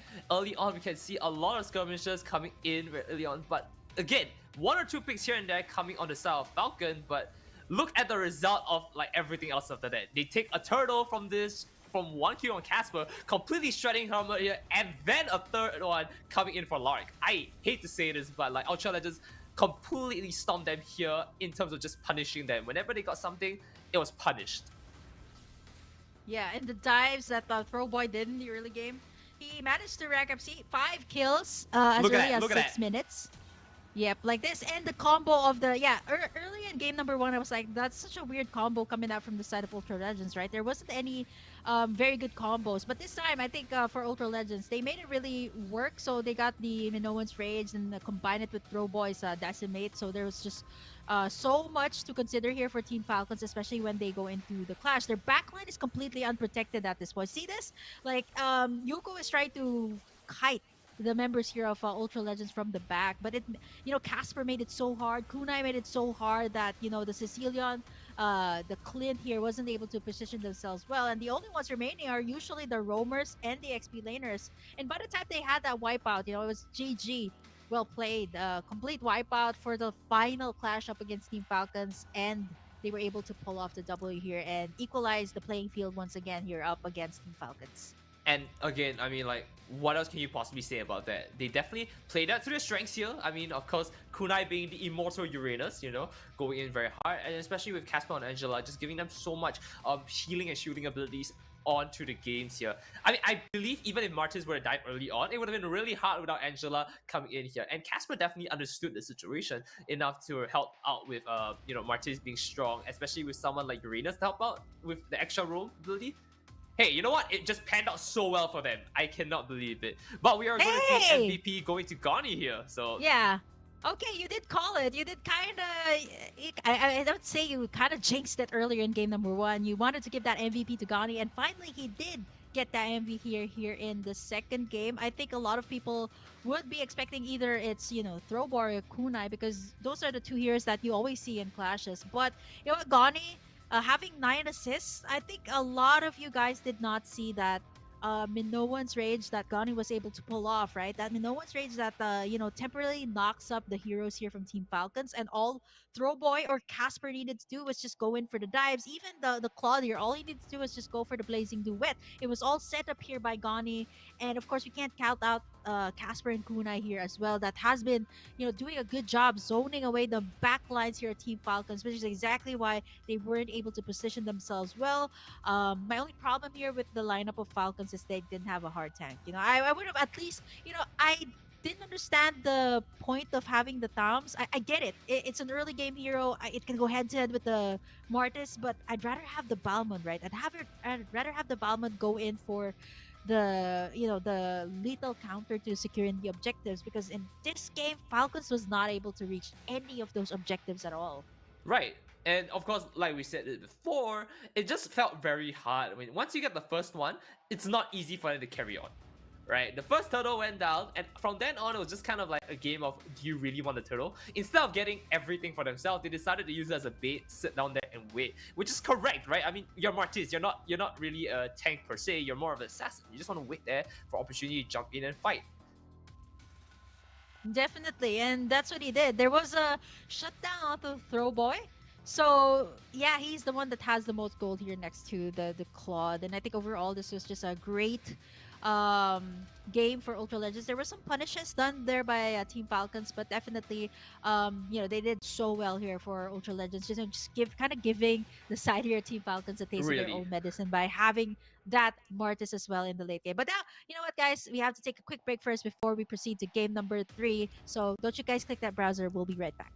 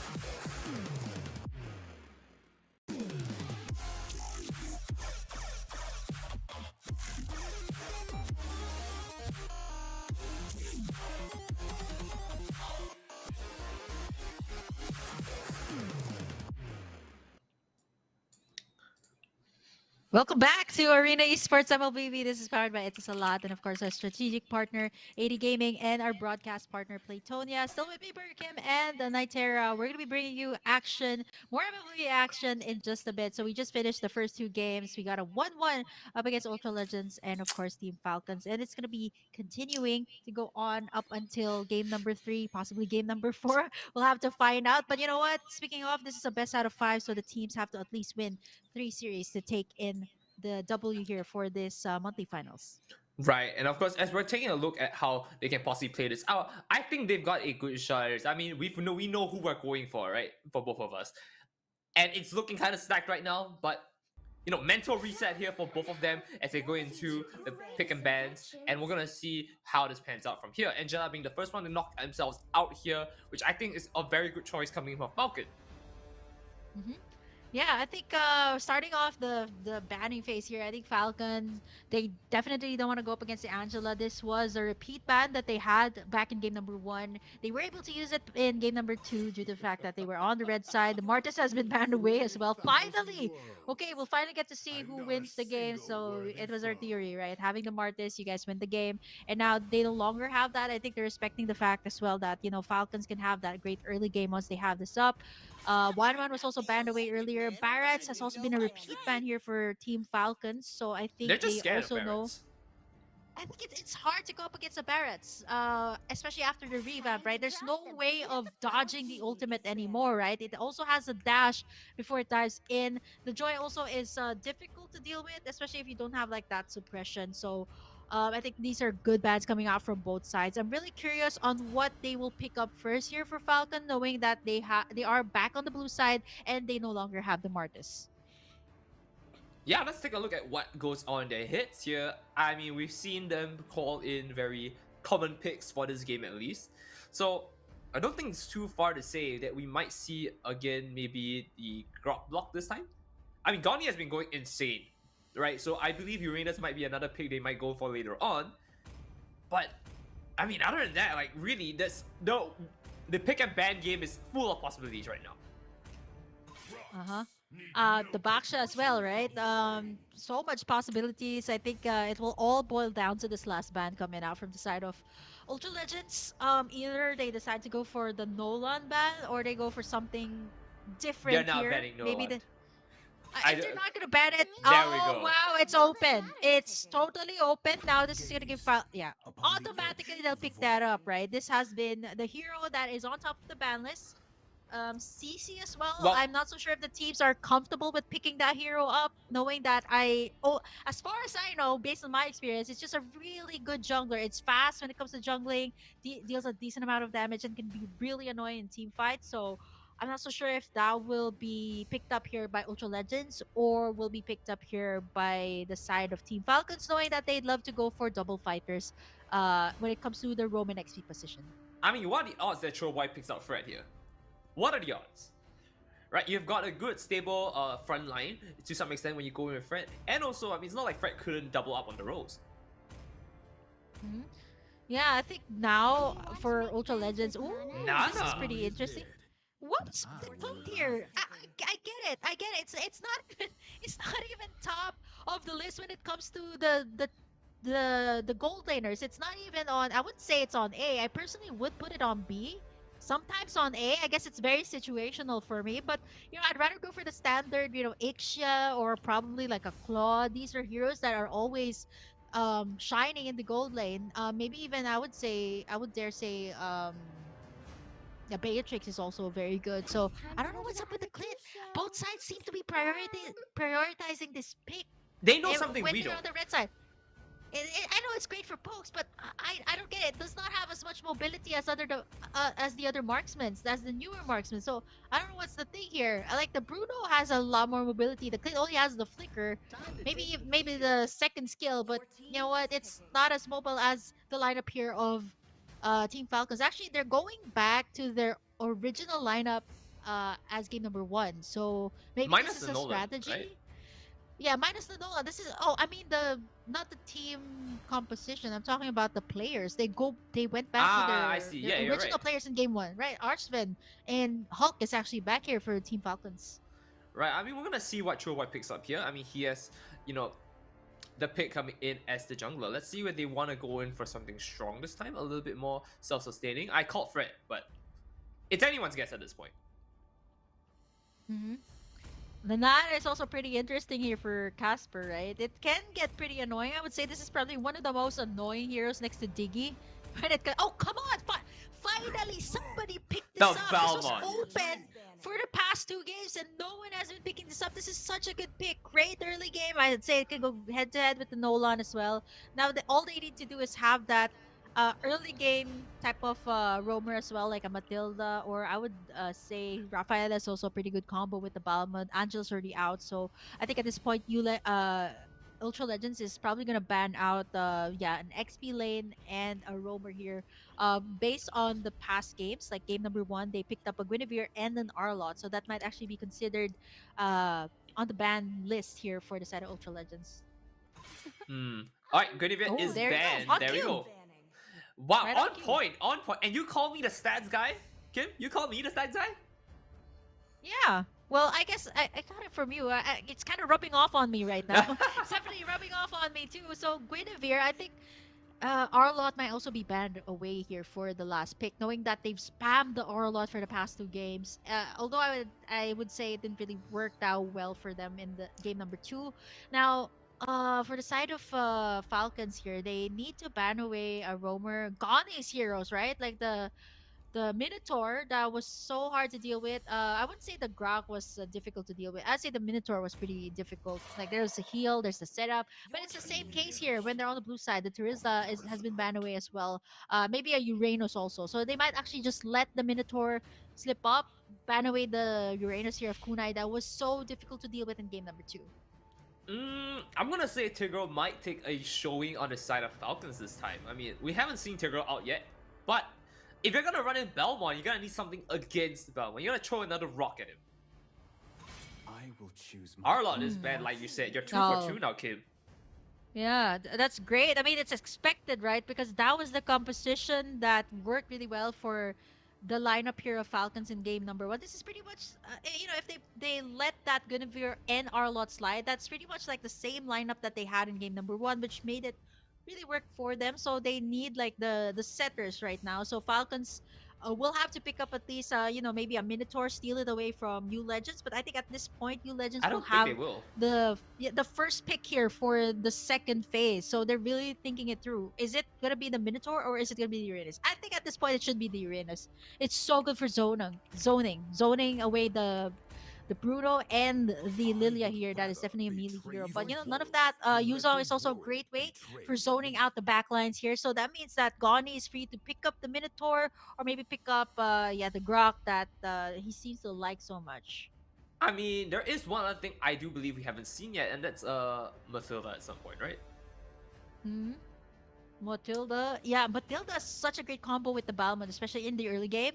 You can Exactly. definitely be the ones exerting pressure in the jungle as compared to the Nolan that is also that type of the early game snowball. Pretty much like the Martis, right? If you get it stacked up, if you get it farmed up really well, it's gonna be so difficult to deal with, knowing that the only counter to the Phoveus perhaps should be to the Nolan should be the Phoveus. That is a good counter up against it.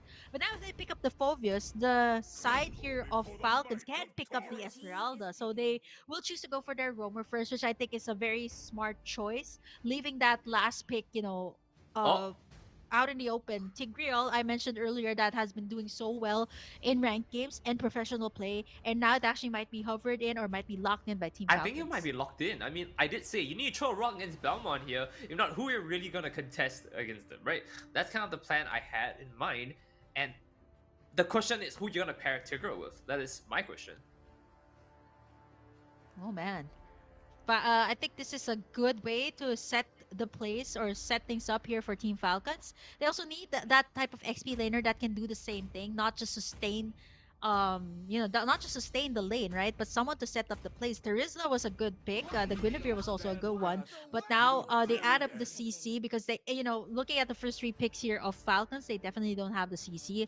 And now adding up the Tigreal and the export just makes so much sense. But I'm just a little bit worried about going up against the Balmond or the Minotaur. Now they're hovering over these other picks. They definitely need someone who can go head to head here with this X-Borg in the XP lane.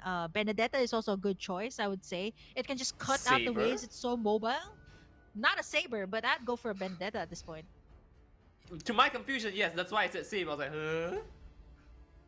All right, I mean, let's it's see what great they if do you're pick up. going against the lineup in game number 2. The Saber would have worked, right? But maybe they go back to perhaps a Uranus that can really sustain the lane. Uranus, Edith. I think all these are really good choices. But I think at this point he's just flexing his skins. I mean, he has a lot of options. Let's be fair here. Like, you could have gone for a lot of things here. I mean, you know the full lineup. If you wanted to play anything more counter picky, that option's on the table. Yeah, you know how long it took for Kunai to pick up that Dairot? It took him like what, at least 15 seconds of showing all of the skins that he had in his account before he actually locked it in. So yeah, I think it's a good way to play mind games here as well for Team Falcons, knowing that the Uranus was still up for the picking. But looking at the lineup here of U Legends, it's gonna be so difficult to deal with the Nana here. I do like the revamp of skills. It's so easier to get caught up with the Molina right now and then spam in that ultimate. It's a great combo, but you really have to time it very well. Even the Minotaur here, the Minotaur trade should be timed really well. I think timing is gonna be key here for you Legends. They have a good early game, but for Team Falcons this time, it's a bit more well-rounded as compared to the lineup that they had in game number 2 was a little bit questionable. We'll have to see. I mean, Bruno is going to go against Nana right away, right? It's one of the more interesting ways to play this around. We're going to have to look at how this is going to span out because I don't like how we go against Nana. You are saying the same thing that I'm going to think about, which is basically that Nana is very easy to like pilot it out. In fact, the damage coming in from that is so massive. I mean, look at her go right now, right? Just going in like that, Yuko has to try and force the fight here if he doesn't want to take the damage. And already just one boomerang was enough to lock him out a quarter, but only to get called out by the rest of the team with Super Genius. Oh, look at the bait there by Casper. He just, that's he walked really out. annoying as a Nana. You have, as long as you have that passive, you're gonna be really confident to go in all those clashes. And knowing that the Lilia here, Yuko, didn't even have the black shoes yet. It's a great way to bait out the Lilia spamming out the skills as of the moment. So I think it was a good type of mind games in the mid lane here for Ultra Legends. They were able to pick up a kill, although it did go to Goni. So right now Yuko should be actually extra careful when going up against the Nana here. That can be really annoying. It has the passive. As long as it has that up, right, it can definitely escape all of the clashes that it needs to disengage from. Right, I mean, so what if you're squishy? You're just gonna walk in and not die. That's the best part about it. Yeah, as long as it's so annoying. I'm so happy that they added that feature to Nana because before it didn't have that indicator when the passive was up or not. It's like a QOL change. I love it. Yeah, I like the change, especially if you're going up against it. You know when the passive is up. You don't know. I mean, right now it's just a great way to go up against it. And now Team Falcons actually claps back with another pick off there on the mid lane. I'm not so sure what Kunai was doing this time. You're no longer Uranus. You're more of a burst type of hero. First turtle is up. This should be crucial for both sides. Well, we'll have to see what to see. The first turtle, like you said, is out. Belmont's already going onto it, and it looks like everyone's just gonna rotate around here. Hulk coming around the corner to try and pick him up against Troll Boy and has zoned him off perfectly well, only to get caught out by Kunai again. And we're gonna see how this pans out as Arena is just slowly making his way over. They've decided, hey, we're gonna just farm up here. Casper getting level 4 would be immense here for this fight as Yuko is slowly making his way over. Yeah, this is really interesting too. From the lineup of Falcons. This is the lineup in game number 1 wherein they always restart the turtle knowing if they don't have their ultimates up or they have Ultra Legends just, zoning them away, they make sure to reset the turtle, making sure that, Ultra Legends can't get it. Now for Super Z, goes in for the Troll flicker Boy and the combo. Man, Troll Boy gets taken out, and that's gonna be the turtle picked up there by Team Falcons. But I think for the price of Hulk, he does flicker out to safety, so that is gonna be a good trade for the side of Team Falcons. They pick up the turtle, and a kill. They didn't have any they didn't have any casualties at all for that clash. Merely a flash wound on their side. I mean, like, they're walking all 5 from this one. Super Z is just trying to make sure he gets something out of it. And to no avail. I mean, yeah, Turco, you're a tank. You're not going to be really making waves right now, especially when you're only at level 4. So we're going to have to slowly pan this out and wait for opportunity. As Goni knows, he's just sitting there. He knows. Yeah, Super Z just did that combo so well. Goes in for the implosion. Oh, wow. Arsven right now on a killing spree. Dives right in to take out the Clint here. And now they should be able to take the gold plating here on the bottom side. Great start here for Team Falcons. Way different from what they had in game number 2. So if they can keep this up, this should be them at least taking in the lead, maybe up until 5k here if they take in the next turtle as well. There are a 1k gold difference right now, and it's not that much, right? So Team Falcons still needs to be very careful coming in.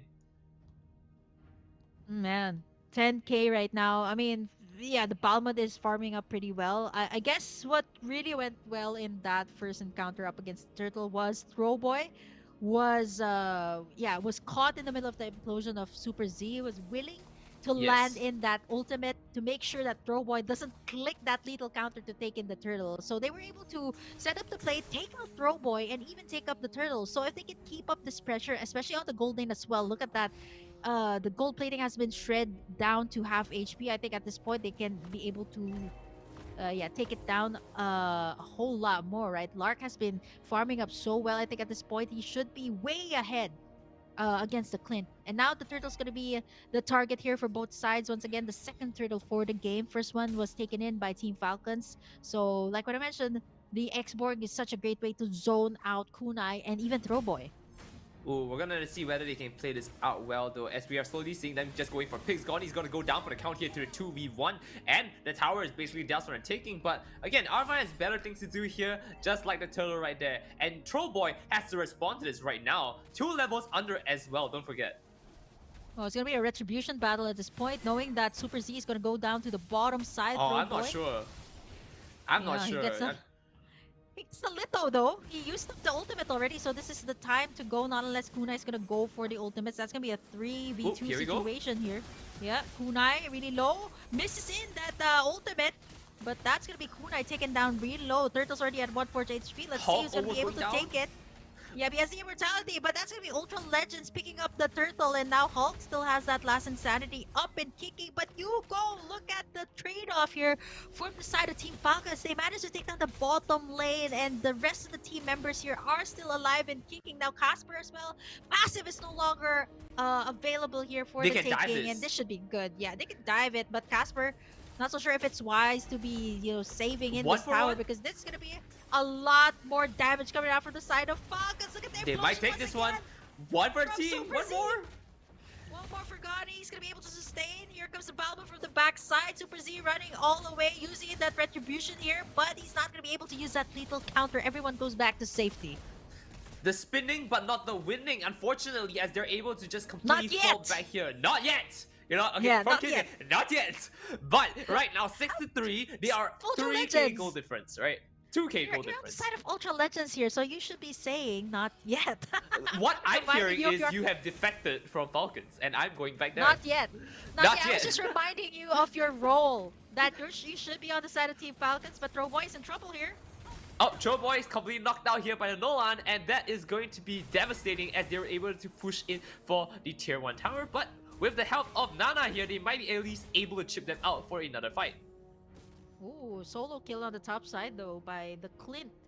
Onto Lark. Wow, speaking of Lark, right? He hasn't been doing so well here. 0-3-2, lots of pressure. It's a good thing that the rest of the team members here of Team Falcon is doing well. If not, this Bruno has been suffering the rat here, the Clints. And, when it comes to the pokes, the Clints definitely has a lot more advantage. Mobility-wise, I wouldn't say so, but they should be able to take this top side tower for Falcons. I think it's going to be an even trade on the bottom side. Oh, wait, no. That's going to be Hulk actually sustaining in the bottom side. So that is going to be, I'd say, a lot of pressures on the sides as well. And it's a big factor that Team Falcons also took down the middle tower there. It's going to be so much more easier taking in the objectives, such as this turtle. This is going to be the last one for the game. Super Z is already standing by for an opportunity to go in. I mean, you're the front line of the team. You need to wait for a team to go in if you want to have any damage here, as Xbox slowly pushes it back. And it looks like they now have priority to the turtle, and they're going to just clean it up right now. And this is another devastating moment coming for the side of Ultra Legends, as they are down to turtles, as well as the fact that if they want to make any plays right now, it's going to be most likely on their jungle side because, hey, you have tier 1 towers all down for the count and their hits levels over you. Yeah, now the only one who's a little bit behind here should be like Lark, right? He got pressured thrice on the Oh my gold god, lane, Troll Boy. and now yeah, Throw Boy almost getting taken down there. But what they want here is the second tier tower here. Lark should be able to wreck this tower down in one go, and that's gonna be so fast coming out from the Bruno. And I think by this time he should have at least like 3 core items at this point. Who's to say? But definitely with the damage he's pumping out, I mean, hey, it may as well be. As we do see this tier 2 tower in the middle here, they don't want to let this one go down, right? Now the game is basically locked out from here. They have nowhere to farm. And now they trick another fight here. Trollboy going for a very dangerous engage here without his entire team. He gets knocked out by the 5v1 essentially, and there's nothing you can tell me to say that that wasn't a huge disaster and bad planning strategy on their end. Yeah, Super Z here, despite the fact that he no longer had that Guinevere in his hands, he has been setting up all these implosions that makes it so hard for Goni to even counter set at this point, right? And combine it with the glooms here of Yuko, that should be a very hard combo to, clap back against. So for Ultra Legends right now, they have to wait it out, wait for Goni to make in that miraculous flicker Minowa's rage set, because right now Team Falcons, they're just, going up against Ultra Legends, making sure that they pressure in all of the inhibitors here. Even Yuko is willing to dive in the towers here as long as he has the black shoes. Right, I mean, it definitely does look very dangerous right now. I don't see a way they can really, come back from this unless they just sit and farm. And I don't think they're very content with just letting Ultra Legends farm that easily.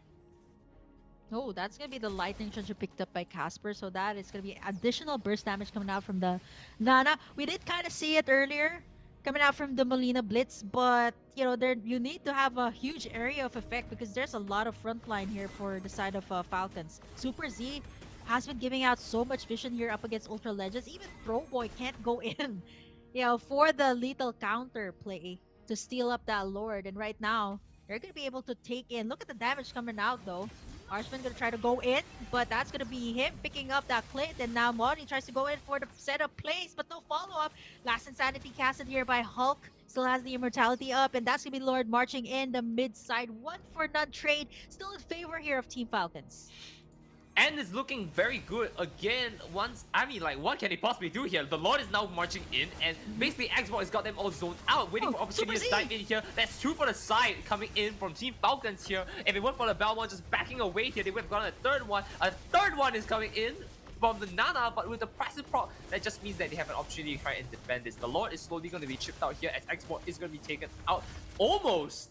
Sorry, did not go down for there. They're able to hold them off here, but again, they're slowly getting so low here. Casualties back and forth. Archman is going to be able to walk away free only with the fact that all tier 3 towers are basically out for the count. With only the bottom one just remaining here, I have no idea how they can possibly play this. But one good thing is that because the minions are now flowing in, they've got something to farm.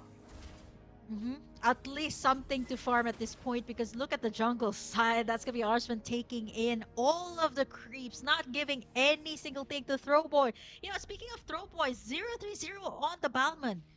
That is all care of the setups here of Super Z. He has been making it so hard for Throwboy to go in for the steal. I mean, the Balman at this point can go for the lethal counter, like a double retribution, like what it had before it was nerfed to the ground. Like there was a time that the Balman was just completely OP. I think Moonton finally returned it to its original state. 76 seconds before the next Lord is up. This should be the enhanced Lord. So I think Ultra Legends has their eyes set on this one, but it's gonna be really hard to contest up against this Lord because they don't really have anything in their hands. One inhibitor left here, and I think Team Falcons is just gonna keep on pressuring. They have Lark here, they have minions here on the bottom side. They should be able to take this one. That last inhibitor is going down right away though, as now they're going to push in for the fight of their lives here. Their next game coming in as they slowly choke all the minions away here. It looks like Clint is almost going to get knocked out here. Even for the fact he just walked out just in time. Last one going down. It's at half and it's slowly chipping out. Lark is just forcing it down, and that is it. The next game going in towards Team Falcon's side. Wow, if you had a hard time in game number 2, Team Falcons finally kicks back here in game number 3 and finally gets in the W. It was such a weird composition for game number two. I just have to say, I don't know why they did that. They switched up their lineup as well last minute. I don't know if that was a strategy or if they're planning something. Once they're on the blue side, they pick up another set of players, or maybe it's just Team Falcon's identity at this point. They did play so well here in game number three, despite the fact not having a Martis and just having that Nolan. So this is another thing for the players who are on the blue side, or rather on the red side. You ban away the Nolan, right? The last ban of Ultra Legends was a 1-1.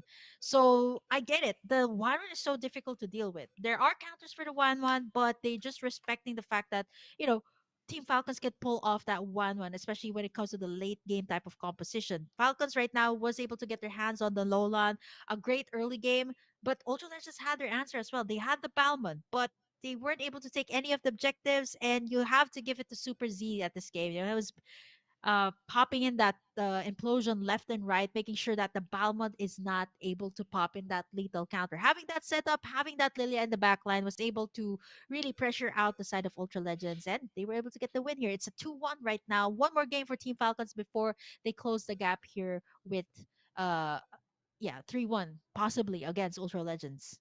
Right. Let's see if they can really clean this up though, because right now we got the composition has been great so far. Let me just say that much, right? They're able to play around what they have, and it just allowed them to continue to snowball their lead. Both times the games were snowball leads, right? Even this last one, the third game, snowball lead. Let's see if what they can do here is again prolong the game to a longer, a game that is, you know, more scaling. Let's put it that way, because I think that might be where Ultra Legends might be able to shine. Or you know what? Play the reverse Uno card. They made it work once, they can do it again, right? Hmm. Yeah, this time I think it's gonna be crucial to know as well who's gonna be on the Right. on the blue side. On the red side, seems like whoever's on the blue side seems to win the games, right? Like for Ultra Legends and Team Falcons, the times that they've been on the blue side, twice for Team Falcons and once Right. for Ultra Legends. So whoever's on the blue side seems to have a high win rate. So whoever is on the blue side, let's see if I can back up that theory. Let's see who's going to be on the blue side this time, and if they win the game, that really proves my theory that the blue side seems to have a high win rate. I think for especially for Arena Esports. Right. I mean, you know what? Arena Esports has a new blessing in disguise, so to speak. Be on the blue. But in any case, I mean, we're looking at a potential game-winning match right now, right? We're at match point for the side Mhm. of Team Falcons, and it looks like Ultra Legends has one shot at this right now. They have to take them out twice in order to make this work. And with that being said, though, what strategies can he possibly pull up here? That is what I want to know. The Nana was a great pick, in my opinion. Just did not favor out well because they didn't have like a strong front line to help the Nana continue to throw out their abilities. Yeah, this is exactly why the Lilia is so good in the mid lane. I know that this was a forgotten mage for so long. I think she has been kept in the dark for a while ever since For a while. the release of the Neo base skin that went alongside the Fredrin. It was so good. It was buffed up. I think it was buffed up twice after the release of that skin. It was so good. And you've seen Yuko with that Lilia, right? Making sure that she is able to kite everyone out, or maybe able to pop them really low, and then all that Super Z needs to do was pop in that implosion, and everyone was out. Like the bombs just hurt so much, which is exactly why Lilia is such a good pick in the mid lane. Aside from the Novaria and the usual Valentina in the mid lane. Valentina, yeah, that might be something they could try it out. I mean, possibly, right? Nobody has been picking it up. Yeah. And we haven't seen Valentina for a very long time as well. I mean, it's definitely one of the majors that we can look forward to potentially. But I want to definitely call out the Xborg play here. Hulk, again, my highlight player this time is going to just completely wall them off with that giant laser of his, not allowing him to go in. Of course, maybe not a good display here with the immortality going in and getting a knockout here, but half the time we've seen them fight, Hawk has been the one just calling the shots here and making sure that they're walled off. And if they do want to come in, massive damage flowing. Look at that once again.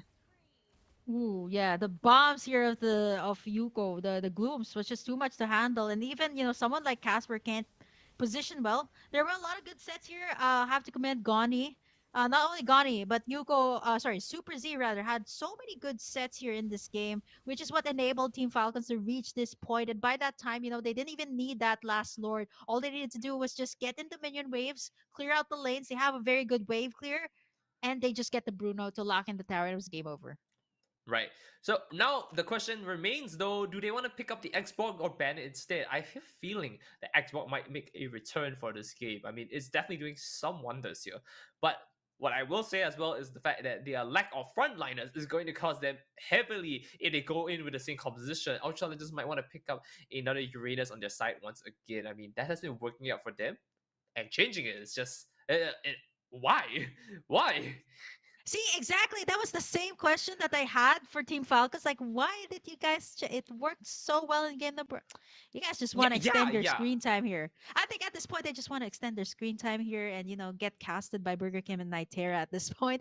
But apart from that, sometimes the teams can get a bit too overzealous when it comes to the picks, right? Especially when you're winning, you can get like a bit Right. confident, say, okay, we're comfortable. I think we can take this next game, and then you know what, the other team just comes back and takes in the game and equalizes the points as well. But hopefully, for Team Falcons, this can go up until perhaps like maybe next game they can close it out. But if you're an Ultra Legends fan, it's still not over yet.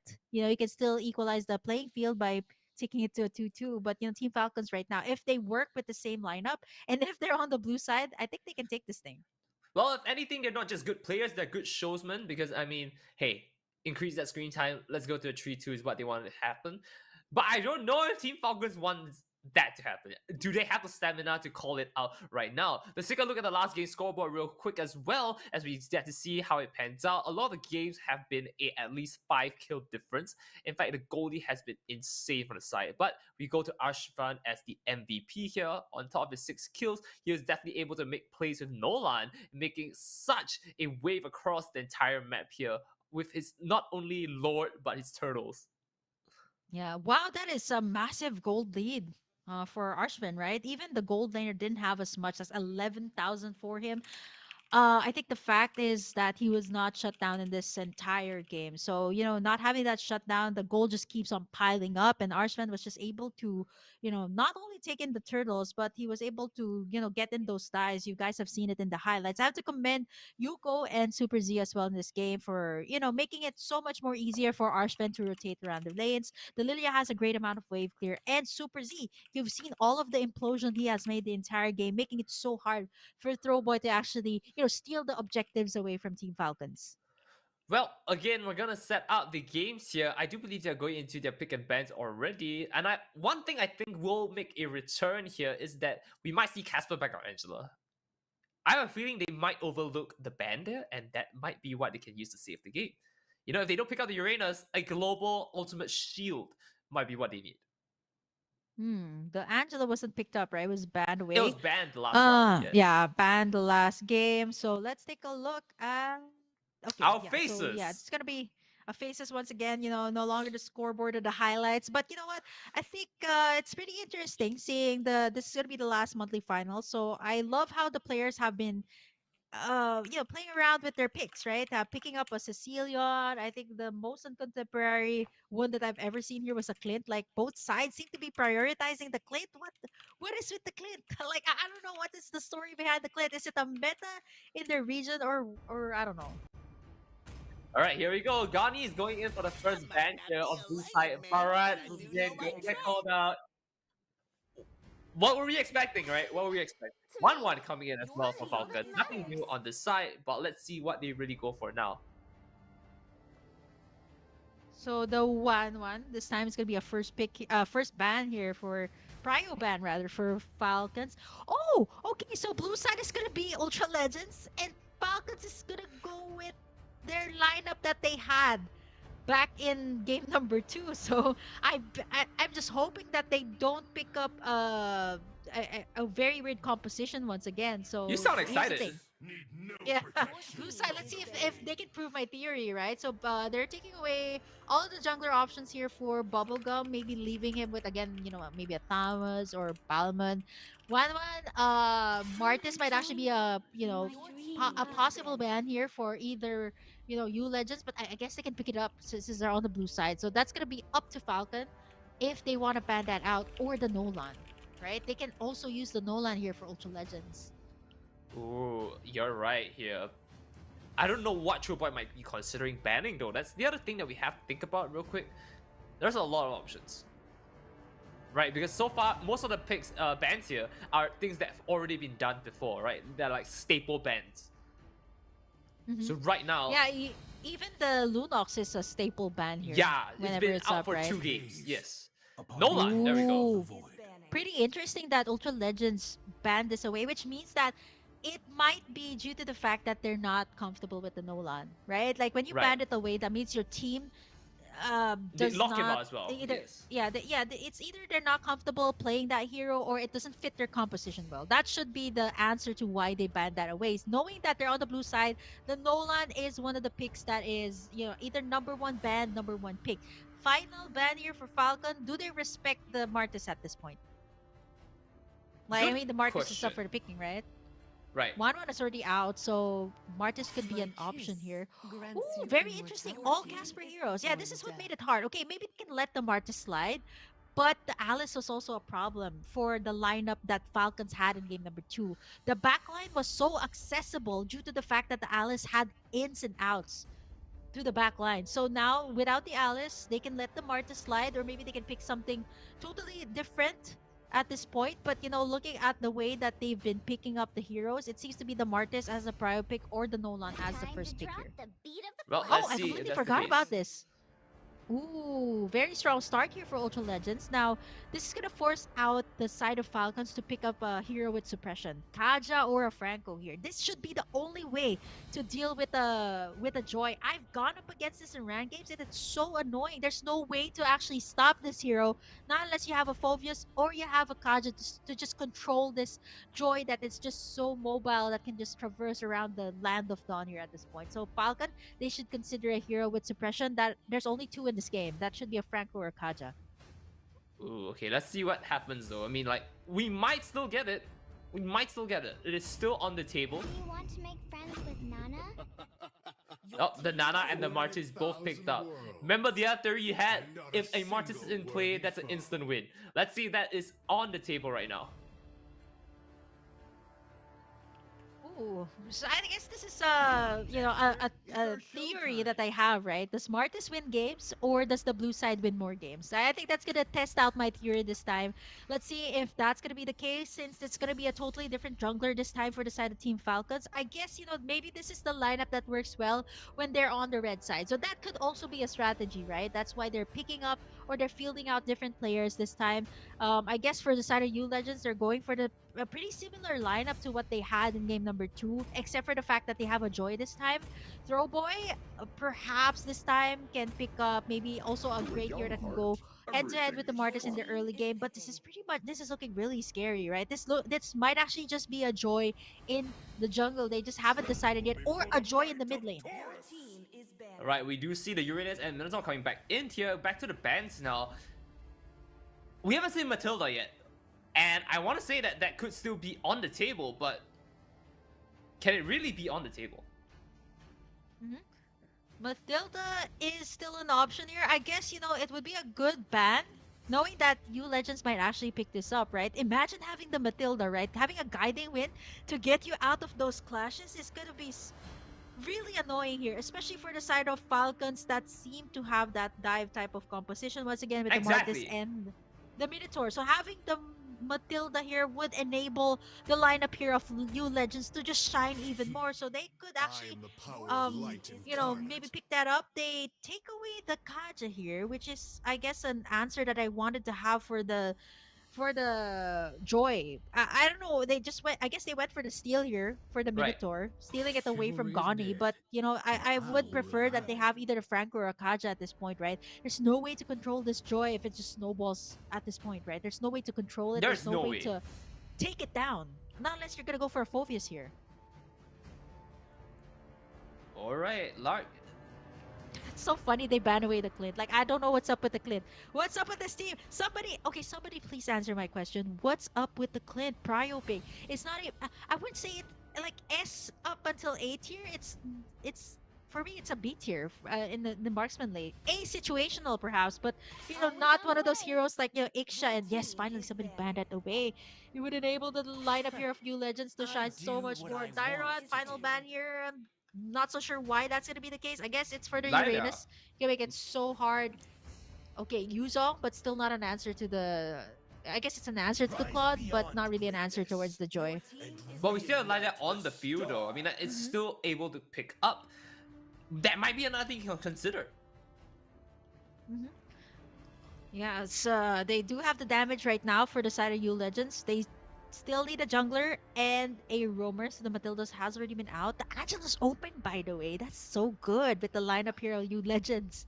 What are the odds that they go for Belmont a second time? You know, it didn't go off for them well the first time, but I think a Balmond Angela would be a good combo here. It's a great early game, right? The Martis is an early game. Balmond is also an early game. And if you have the Angela as well, it's going to give that early game as well. We didn't really see that combo yet, right? We didn't see that combo of the Yeah. Balmond and the Angela. The Angela's open. Not unless they want to go for a setter tank at this point, Tigreal. To counter play. Oh, wow. I just called right on cue. I don't know. Okay. you're what's 3 it for today? 3. You're 3 for Right on 3. cue.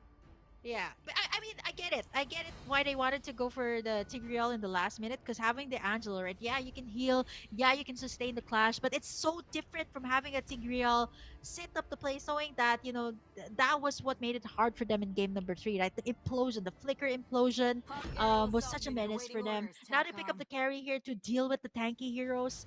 I would say not really the greatest hero to go up against the Claude in the early game. You definitely need some babysitting here. So I'm expecting Super Z to camp out actually in the gold lane. Even Yuko here might actually just be camping out in the gold lane for a while. I mean, looking at his lineup, I gotta say, we might be in for a very long fight. This one looks to be one that's just gonna be a battle of who can get the upper hand on the team fights. You know, we're not gonna see a lot of skirmishes early on, but what's to say Gonnie's not gonna be annoying? Yeah. Oh, this time I like this Guinevere pick coming out from Throwboy. Casper as well on the Joy. There's just a lot of magic damage. I think, yeah, the burst magic damage is gonna be Casper and Throwboy. And Right. if they want some physical damage, that's gonna be the Claude. He didn't really shine that much back in game number 2, so let's hope this time, right? This is definitely way more advantage for the Claude in the gold lane. You're going up against a carry, you can definitely poke the carry in the early game, but once it reaches the late game, it's a different story. So traditional setup coming in here from Falcons. They're going in for the leash, so they get the marksman to at least Ooh. help out in the purple buff, but that's a very early. Oh, this is throwback to the time. Okay, forcing Bubblegum to use that retribution. There was a time that the Tigreal got so annoying that it just pushes the buff away, right? Now, knowing Right. that Bubblegum no longer has that retribution, Gonnie can just keep on pushing that perhaps the red buff here away from Bubblegum. Alright, let's see what happens from here on out. Kunai is sitting in a very nice position, just waiting to just go in and harass them. As we do see Bubblegum again in that bush waiting for opportunity. It's just a matter of whether they want to go in for this. Casper is slowly taking a lot of damage here just because he's farming up. But again, that goldie is going to be immense early on when we go in for the first turtle, which is spawning in just a bit. Okay, just level 4. Bubblegum is at least a level ahead of Throwboy at this point, who is actually choosing to rotate towards the gold lane. So this might just mean that Ultra Legends is willing to let go of that first turtle, but instead go for the pressure up against Lark. So now I'm not so sure at this point what they want to go for, because it's getting pretty messy here when it comes to rotation. But it seems like both sides know that Throwboy is actually on the bottom side, so they might actually choose to assist Lark first, who is about to reach that level 4. About But at looking 3-4. at the poster, yeah, Lark is just definitely going to have a hard time up against the Claude, right? The early game is not going to favor the carry. Well, it doesn't look like he's just gonna give it up right now. I mean, like, they're all just rotating it back up to the top for Turtle right now. And it definitely looks like they want to collapse onto Uranus as well first before then. Boy is now waiting for an opportunity to see if he can go with his team, but I think he fails to realize that top side, no one's with him. Tigreal's the only one following up with him in just a bit. As they disengage though, we might see that team fight I'm looking for, and now the battle ensues. Boy going in hard against Bubblegum, and the Black Dragon is now awakened, as we do see Boy in a very precarious position here, getting knocked out right now, and that means he has no retribution on their side here, and they're able to take another one down on their side here, which is going to be Tigreal here. 2 on the side of Ultra Legends down, 3 with the Uranus, and it looks like Turtle is basically first on the taking. Nicely done. I mean, that little bonus there, right? That little bonus helped out. Yeah, this should be Oh wow, so much advantage here. So many things that Team Falcons was able to pick up. 3 kills in an instant, and the turtle, they were able to shred the tower as well on the mid side to at least like 1/4 HP. This is gonna be so good for Yuko on the Nana. Now we should be able to at least take in some items. And right now, Falcon's gonna be doing that rotation as well on the bottom side, knowing that Larks needs that assistance. If he's left out in the open, Gonni's gonna be rotating towards that bottom side. He no longer has the flicker, but perhaps maybe has that ultimate up. But wow, the Martis here is just going haywire right now, picking up that killing spree already, 301. So if this keeps up, Ultra Legends needs to at least punish or at least, at least shut down Bubblegum at this point. Well, we're gonna see how they want to shut down Bubblegum because like level 7 double buff, Gonni's in a weird position. They actually called out how he's just standing in a bush and takes the free damage here. There's no way he's staying in that lane to farm anymore with Bubblegum just sitting down there. Sees the Turtle here, is getting pushed to a tower, but hey, I mean, Bubblegum is just going to slowly chip them out once again. There's no reason for him to force this. Getting a mega kill right now. Moving forward here. Can he get down to carry here as they're slowly trying to make their way in? Bubblegum now looking for a new target here. Sees Casper Choboy, but to no avail. This fight is over for the most part. But to the side of Falcons getting that one. Okay, Alpha comes in to join the party. Another fight? Oh, that's not Throwboy. Okay, they go in for the dives. No, they're going for more here. Claude not able to sustain all of that. Wow. Minotaur's down. They got in 2. Yeah, they got in 2 for the price of the roamer. I would say that is such a good trade-off. But you know what? Spoke too soon. They also get Alpha down a little bit too deep there. But they did get the counter punish. First 2 kills for Ultra Legends. And they go straight for the turtle here. Gone? Yeah. Are they able to do anything? Nah, I don't think so, yeah. Do anything. I mean, this is amazing coming in from Team Falcons. They might have a 2-kill advantage here on the side of Ultra Legends, but they pivot it in a way that Falcons is able to grab the turtle, and this is not looking good for them. Kunai trying to make some play here with Uranus here. Even though you're immortal, you're not going to be sustaining for very long against the hands of Bubblegum on that Martis as well. Level 8 trying to make some play here. Choboy gets the pickup here and tries to run away. Minotaur catching him here, and Martin is going to take the fight now. He has a vengeance for that buff. He wanted that buff, and Bubblegum is not going to go home without it. Choboy trying his best to run away here, but to no avail. Looks like he's knocked out here. Oh my gosh, Throwboy, that was such a long way to take in that purple buff, but he's 0-3-1. Pretty much the same case as what happened back in game number 3. Game number 2 rather. So yeah, look at this. Team Falcons, at least right now they are not forgetting to take away the objectives. Middle tower as well, they're trying to pick it up, but Casper is here. I'm still waiting for the power spike to happen, but at this point, you know what, all of the turtles went to the side of Ultra Legends. This time Bubblegum steals away the purple.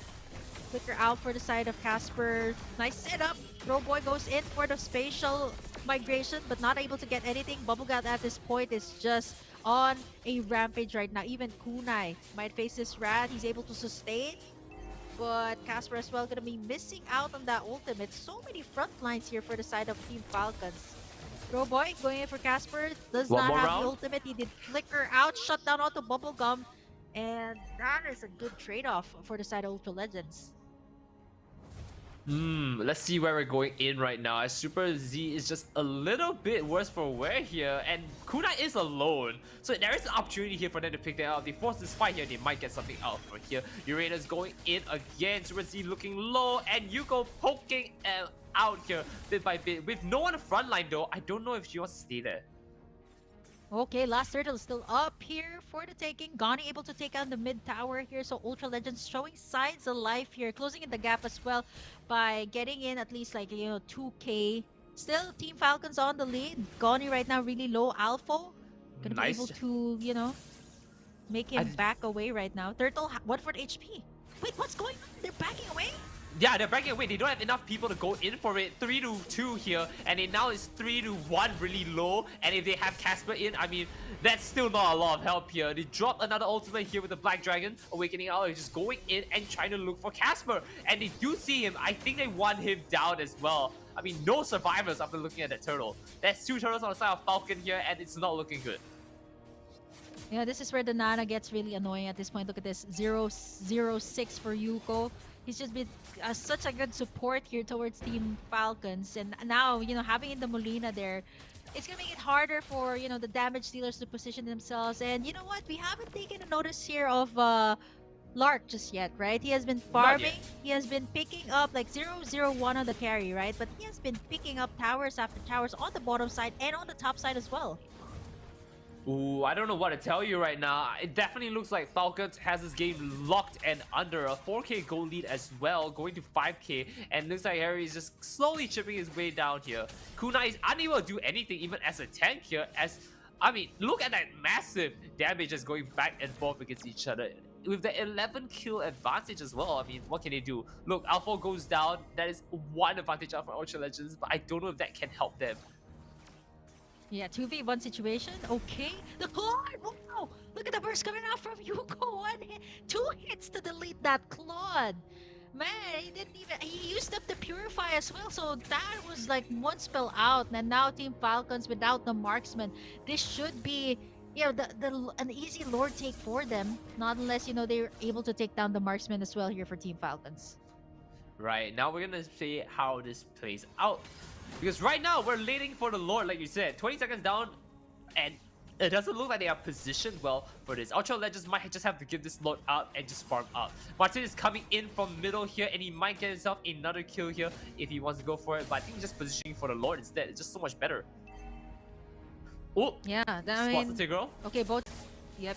Okay, There's a Bubblegum chance in the middle of here. everything. He might get something going Okay. in here. Uranus slowly chipping them all off with their spinning balls here. And now we're gonna see them completely be nashed out here. The Immortal one is now out for the count. Boy coming in, trying to make some play here, but to no avail as they're now Super getting an Z? entire fight. Zero Z going with a giant CC here, and the Dragon Alpha? locking him out here. Boy is now up for the count here, and they might just want to force this fight in. Tier 2 towers all they have left, and Tigreal might be the next target to go down. Pushing in and knocked out for the count. This is insane for a triple, and they still have a lot for the taking. Don't forget that. Great macro game though by Ultra Legends. They just chose to get that Claude to, manage in the waves, right? Pressuring in the bottom side as well. 1v1 duel. Who's gonna make it out alive? Oh, it's a 1-for-1 trade onto the marksman. But I think it should be Team Falcons taking in this lore without any contest. I mean, Kunai is back up. Retribution Holder is here though. Not unless Kunai manages to take him down. Bubblegum's really low though. 140 Kunai. HP. Throwboy should... This is gonna be an They even got it. fight. It might be our chance here. He's very low. They do take him out. This is actually insane. They might get the Lord still, but they have to wall it off. And Kunai is the perfect person to do it. Guinevere comes in with the Retribution, clearing it out. And this means they are able to take this fight now. And there might be a start of something new here. Uranus gets another one for a side, but Nana returning back the favor here with a revenge. Yeah, they took way too long to get that Lord. They should have went straight to the Lord after that wipeout for Ultra Legends. And now... they actually pick up the Lord here for Ultra Legends, so this is gonna create so much more pressure there on the bottom side. They no longer have those tier 2s. At least I think by this time, Ultra Legends should at least take down the tier 2 towers, right? It was a great, 1v1 Claude versus the carry. They were able to take down the tower. I think at this point, like Ultra Legends still manages to win the macro side of the game, right? Right. Even though they're losing in the gold, now Kunai as well gonna be able to soak up all of the damage, but at this point, Team Falcons gonna have to be going on the defensive side. The Claude is gonna be having an easy time to take down the tower. Bubblegum, right? It's taking a decent amount of damage from this Claude.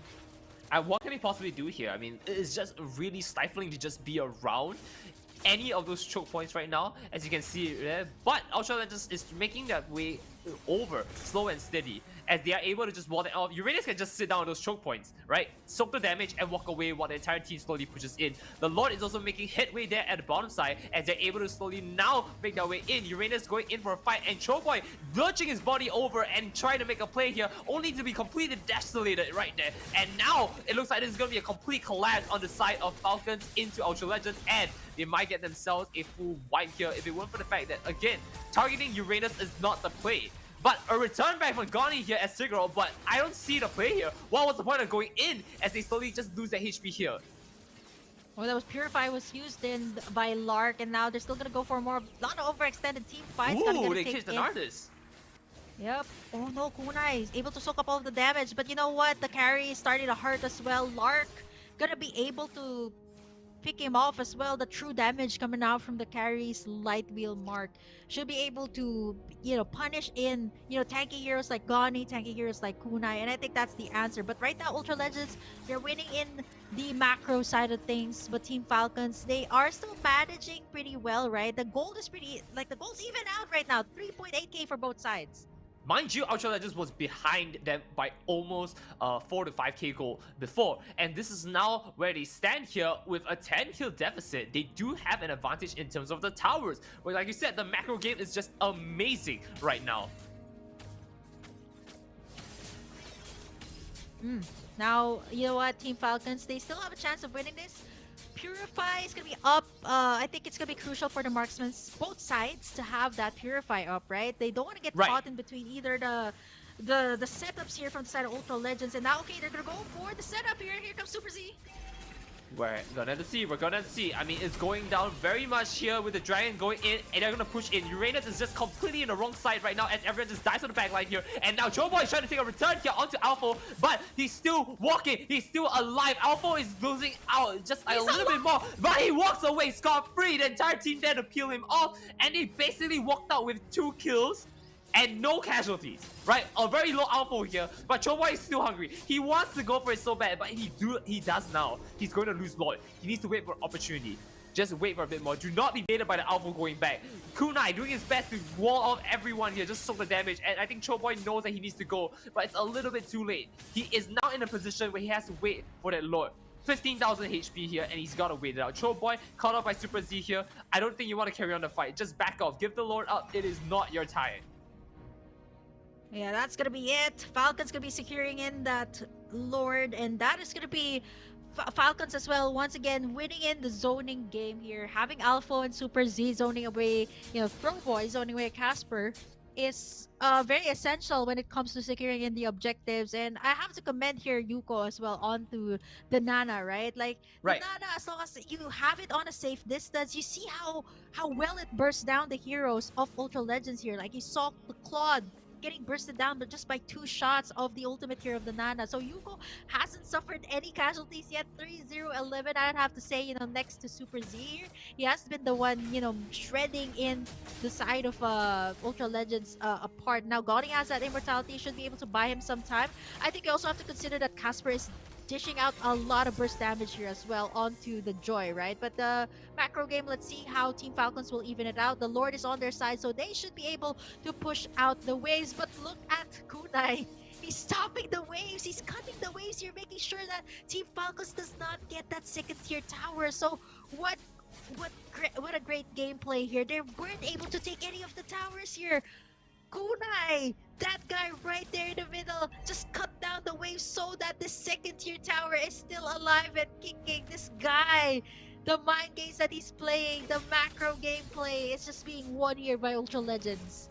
Oh, and here we go. There's another fight trying to be ensued here, as Goni is just in a weird position here, completely cut off there just by engage. And this is going to be a 3-5 fight as they take 2 for the side. Kunai trying to make a return here to save it out, and Goni is almost too low. Going in for it. Can he get it? There we go. Trigger now up for the count here, and they basically make it out with what they want. Can they get more? It's another question entirely here as they try to make a play. Alpha is being cut off here with a 3-1 here with everyone going back again. This situation has happened before. This is a little bit of a deja vu for you. Yeah, now they want to get in the second tier tower, even though Kunai, commendable play there. He's not gonna get bursted down by the carry. And now this is looking really real. 3 members down here for the side of Ultra Legends. They should be able to pressure in all of the inhibitors here. They should be able to pressure in the entire team here, and they're now just gonna make a beeline for the win here. They have a chance. They just need to go all in right now, and this will be it. There we go! Team Falcon making the plays here today, and our playoffs, and it's gonna clean up with a 3-1 in here. That was a clean execution in that final encounter. It would have gone either both ways. I would have probably predicted that either if the side of Ultra Legends was able to get in a very, very good setup there, that could have turned things around for their side. But Team Falcons was able to respect the damage. They were able to at least have Alpha in front, right? Zoning everyone out, and then having Super Z as well with the Flicker and the Minoan's Rage to be able to set the place here. Although there were a lot of clapbacks here for the side of Ultra Legends, it was just overall a very good game. And I just want to commend the mind games they're being played by Kunai. Kunai, and Right. the level of game, the gameplay he understands for MLBB, right? Cutting out the waves, making sure that Team Falcon does not get that second tier. But I guess it was inevitable at that point, right? Team Falcon's composition was more of a team fight eccentric one, where Ultra Legends was more of, try to go for the macro play, try to go for the split push. But then Team Falcons, all they needed to do was execute all those team fights really well, and they were finally able to take in the victory here.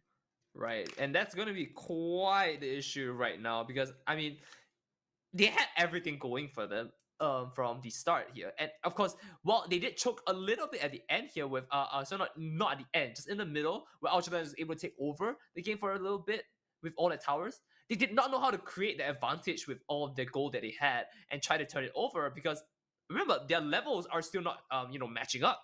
And so that really hurt their chances of winning here. GG's the Team Falcons, though, as they are able to just make it work. Yeah, it's a great, overall, I think for both sides, right? Ultra Legends definitely put up a fight here up against Team Falcons, and something that we didn't expect. But I think coming out to the monthly finals, definitely, I think for all of the teams that have made it this far, the teams that have participated, once again, we'd like to thank everyone who has joined in to Arena Esports, and to all of the Right. teams that have made it to the playoffs. Congratulations once again. But this is probably one of the closest fights that I've ever seen. It could have gone both ways, but it was Team Falcons that executed the gameplay much, much better. Let's take a look at the highlights here. I mean, we definitely get to see a lot of cool moments right now, like Bubblegum just going insane here, just diving in back and forth for another kill. Again, Trollboy with his incredible dive, but just no follow-up, just made it really bad. I mean, look at the positioning of everyone else being caught off just because Trollboy went in. Yeah. I think there's a lot of good plays that were made here by Kunai. Not just cutting out the waves, but there was a really good play that he did. It should be available on the highlights. Like, he was able to zone out Bubblegum, and then Throwboy came in with the Violet Requiem, and they were able to steal away. I think that was the first Lord. Yeah. Commendable plays coming out from Yuko as well with the Nana. He was able to position himself really well and was able to burst out like the members there of Ultra Legends. And now there were some plays here that Team Falcons was just back against their backs against the wall. But overall, Team Falcons, you see the way that they executed the team fights in those final few minutes of the game was just way too good. And Ultra Legends just had a hard time, doing the split pushes, right? Because every single one is needed in the team fight, and this was the last one. It was all over. All they needed to do was lock in the tower. Even the Claude could not stop Team Falcons at this point. They just locked in the tower. Numbers advantage was on their side, and they finally get in the series here for the last monthly finals of Arena Esports. Really love how Falcon kept playing around the fact that they could take easy picks early on before forcing a very unfavorable team fight for them. I don't think I've seen a team fight in the last 5 or around 5 minutes where it wasn't like a 3v5 or a 1v4, something like that. It was insane how they're able to pilot and pivot all of these fights into that. And I really love how you highlight that, Kim. Yeah, it's great, right? Overall, I think all of the games here in the monthly finals were just really good. Like, I think for all of the teams that have made it this far, they definitely proved why they deserve this spot here on the playoffs. And I think all of the 8 teams that I mentioned earlier are going to be going on to the playoffs, which will be happening, by the way, on 23rd, January 24th. 23 and 24. So 2 straight days of back-to-back MLBB action. So if you guys missed out, you guys want to see your favorite teams once again, be sure to tune in on the 23rd and 24th of January. And again, be updated. For more updates, check out Arena Esports' social media pages for more updates regarding MLBB and all of the other games that are ongoing right now. We got PUBG, we got Dota 2, a lot of other titles that are also being live streamed here in Arena Esports. So, Kim, I'll see you on the 23rd and 24th. Is that right? Mhm. All Yeah, right, then we'll have to 23rd catch and you. 24th. Not unless you wanna switch the dates out. I think it's set on stone that it's gonna be 23rd and 24th. Not unless there is, maybe some emergency or whatnot. But definitely it's gonna be 23rd and 24th. So hopefully see you guys then. But I guess right now we have to see, of course, the scoreboard as well as the final tally after seeing the highlights there. I think there was a lot of good highlight plays for all of the players in Team Falcons. But I'm excited to see who's gonna be the MVP there. I'm gonna call it again. I mean, I feel like at least for Team Ultra Legends, MVP will definitely go to Uranus again for making such strong plays. But no surprises here. Going on the side of Falcons, Martes is going to be the one to pick it up, and we all know that name very well, right? I'm gonna show it to you later on with the scoreboard instead of just giving it to you for free. Oh man, yeah, nothing comes for free, right? Yeah, nothing They comes for free. have to. Yeah, that is comes for free. But I think apart from the Martis, Super Z is very commendable. Back-to-back games, I think for both game number 3 and 4, he had Incredible made CC. so many good setups there for his team, which just enabled the side of Team Falcons to be able to win the game. Apart from him, I also have to commend Yuko on the mid lane.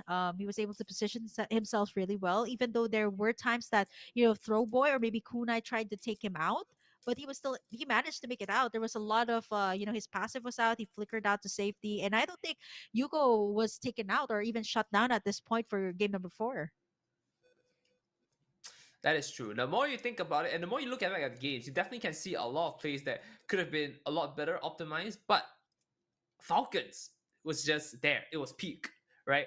And especially for a last game like that, I mean, they definitely did not want to go home giving, UL a chance to, come back here. They did not want to give them a foothold to climb back out for a reverse here. And I really like how that is really come down to the last few plays in the last few minutes. I mean, they know their macros. If they kept it up and they were able to slowly pick them off one by one, each tower at a time, and there it is. Game is done.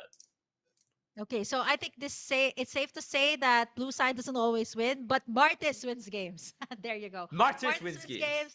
Yeah, it was banned away in game number 3, or yeah, game banned away in game number 3, but finally, once again, under the hands of Team Falcons, they were able to make it work. Yeah, the early game, the Bubblegum was shut down once, picked off twice once again in the mid to late game. But overall, like what I mentioned, Super Z had so many good setups. Not only that, Super Z was also able to provide the heals in the team fights. That's exactly why they were able to sustain the insane burst coming out from Casper. And you've seen it already in the mid to late game. By the time he got that Holy Crystal, it was a decent amount of damage that he dished out, having in those penetration items, which kind of Right. is understandable why Bubblegum and Alpha picked up those Radiant Armor and Athena's Shield just to counter out the damage coming out from the side of Ultra Legends. And overall, Yuko as well on the Nana. Like what I mentioned, no casualties at all. He was able to provide a lot of burst damage coming out from the side of Team Falcons. They were able to execute the team fights really well, and finally being able to close out the series with a 3-1. I mean, I'm sorry, everyone. I lied to you all twice. First of all, our dear Uranus, not MVP. That's going to another player altogether who has done a tremendous performance. I mean, look at the goal that he's obtained over the entire game. I mean, even with the items here, I mean, that was the only player that could have potentially gone toe to toe against the entire team of Team Falcons. And unfortunately, it's just not easy when, you're knocked out just like that. But again, second time I lied, Bubblegum is not our MVP here. Martis is not the one that's clearing it out here. With this time, Minotaur, like you were saying, great CC in general. I mean, Super Z knows his positioning well, right? Can we say that? Yeah, he picked up So, the. You know what? Super Z didn't even pick up the Radiant Armor. He picked up the Flask of the Oasis actually, just to give out more heals towards his team, right? Knowing that there's a lot of bursts from right. the side of Ultra Legends. It's just so good. Even down to the itemization, all of these players are just very much self-aware, and at the same time, it just favored the team fight type of composition that Team Falcons Right. has for this game. Overall, I think it was a very good series, 3-1. Like what I predicted earlier, 3-1. It actually came out. Hey, I I predicted guess three it one could have two. it could have been a 3-2 actually. I think if it I guess for the side of Ultra Legends, if they were able to at least pick off the Nana or maybe even pick off the carry, but didn't happen. So I guess overall it was a great way to close out the final monthly qualifiers here for Arena Esports. Right. And of course, again, GG's to all the teams that played in here. Remember, we are going to be going into our semifinals and grand finals on the 23rd and the 24th of January. Mhm. Yeah, there's a lot to take into consideration here, knowing that we're now going into our playoff stage. You have the overall picture. I think you guys will be seeing the monthly teams that have qualified once again. So apart from Team Falcons and Ultra Legends, there's also going to be other teams. So you're talking about the best of the best teams that will be going head to head with each other in our playoffs in a 2-day back-to-back MLBB action. So please tune into that. That's going to be again the 23rd and 24th of January. So don't miss out. And after that, that's going to be a LAN grand finals that we're going to be having. We're in the two teams. I'm not so sure who is going to be the two teams. I think all of these teams are definitely very much worthy of that spot. Once again, we'd like to thank all of our sponsors at this a lot, our strategic partner, Arena Esports, as well as Playtonia, our broadcast partner. So these are the teams that will be heading over to the playoffs, a total of 8 teams, Nitera. Yeah, I'm excited to see all of them. GK Esports, Team Avalon are in the monthly finals. One, they were the two teams that went out on the first one. The second one, we had Arena Esports, Team X on, and third one, Okami Friends, Team Shuki. And of course, here we are with the final one, right? So we now have our teams all standby and ready to go. We have the seedings all basically done, and we're just excited to see what's gonna go down on the 23rd and the 24th. Be sure to catch all of these teams, right? If you're supporting any of them, be sure to come down to our playoffs and make sure to support all these teams. It means so much to them, especially since this is going to be the playoffs already. Every single team needs your support so that at least, whoever will come down to the grand finals, it is going to be it means so well to them that they have the support of supporters, friends, or maybe even fans down there to cheer them on. So just to give you guys a little glimpse of what will happen in the playoffs, it's going to be a best out of three, and the final one. So for the top two I guess the last and final bracket is going to be best out of five for a playoff. So stay tuned for that. Yeah, in 23rd and 24th, and if you want more information, once again, go ahead and check out arenaesports.ae for more information. All right, and with that being said, though, I mean, it looks like we're going down to the final moments of today's stream. So, Kim, do you have anything for us before we sign out? Martis wins games. Marcus wins games. And Burger Kim wins all of the bets because I said Team Falcons, right, and Nitera just lost that one. you No, were for that is you true. were for Ultra Legends, right? Yeah. Well, all I can say is that I'm always I'm not on the right side right now, but girls are always right, like what they said. But yeah. Yeah, that makes sense. But obviously, I mean, we've got more to look forward to, so I'm gonna let you hold on to any more judgment we have. Let's see if we can keep that streak going in for the next few games that we have in a few weeks' time. But otherwise, thank you so much for watching. Yeah. Okay. Thank you so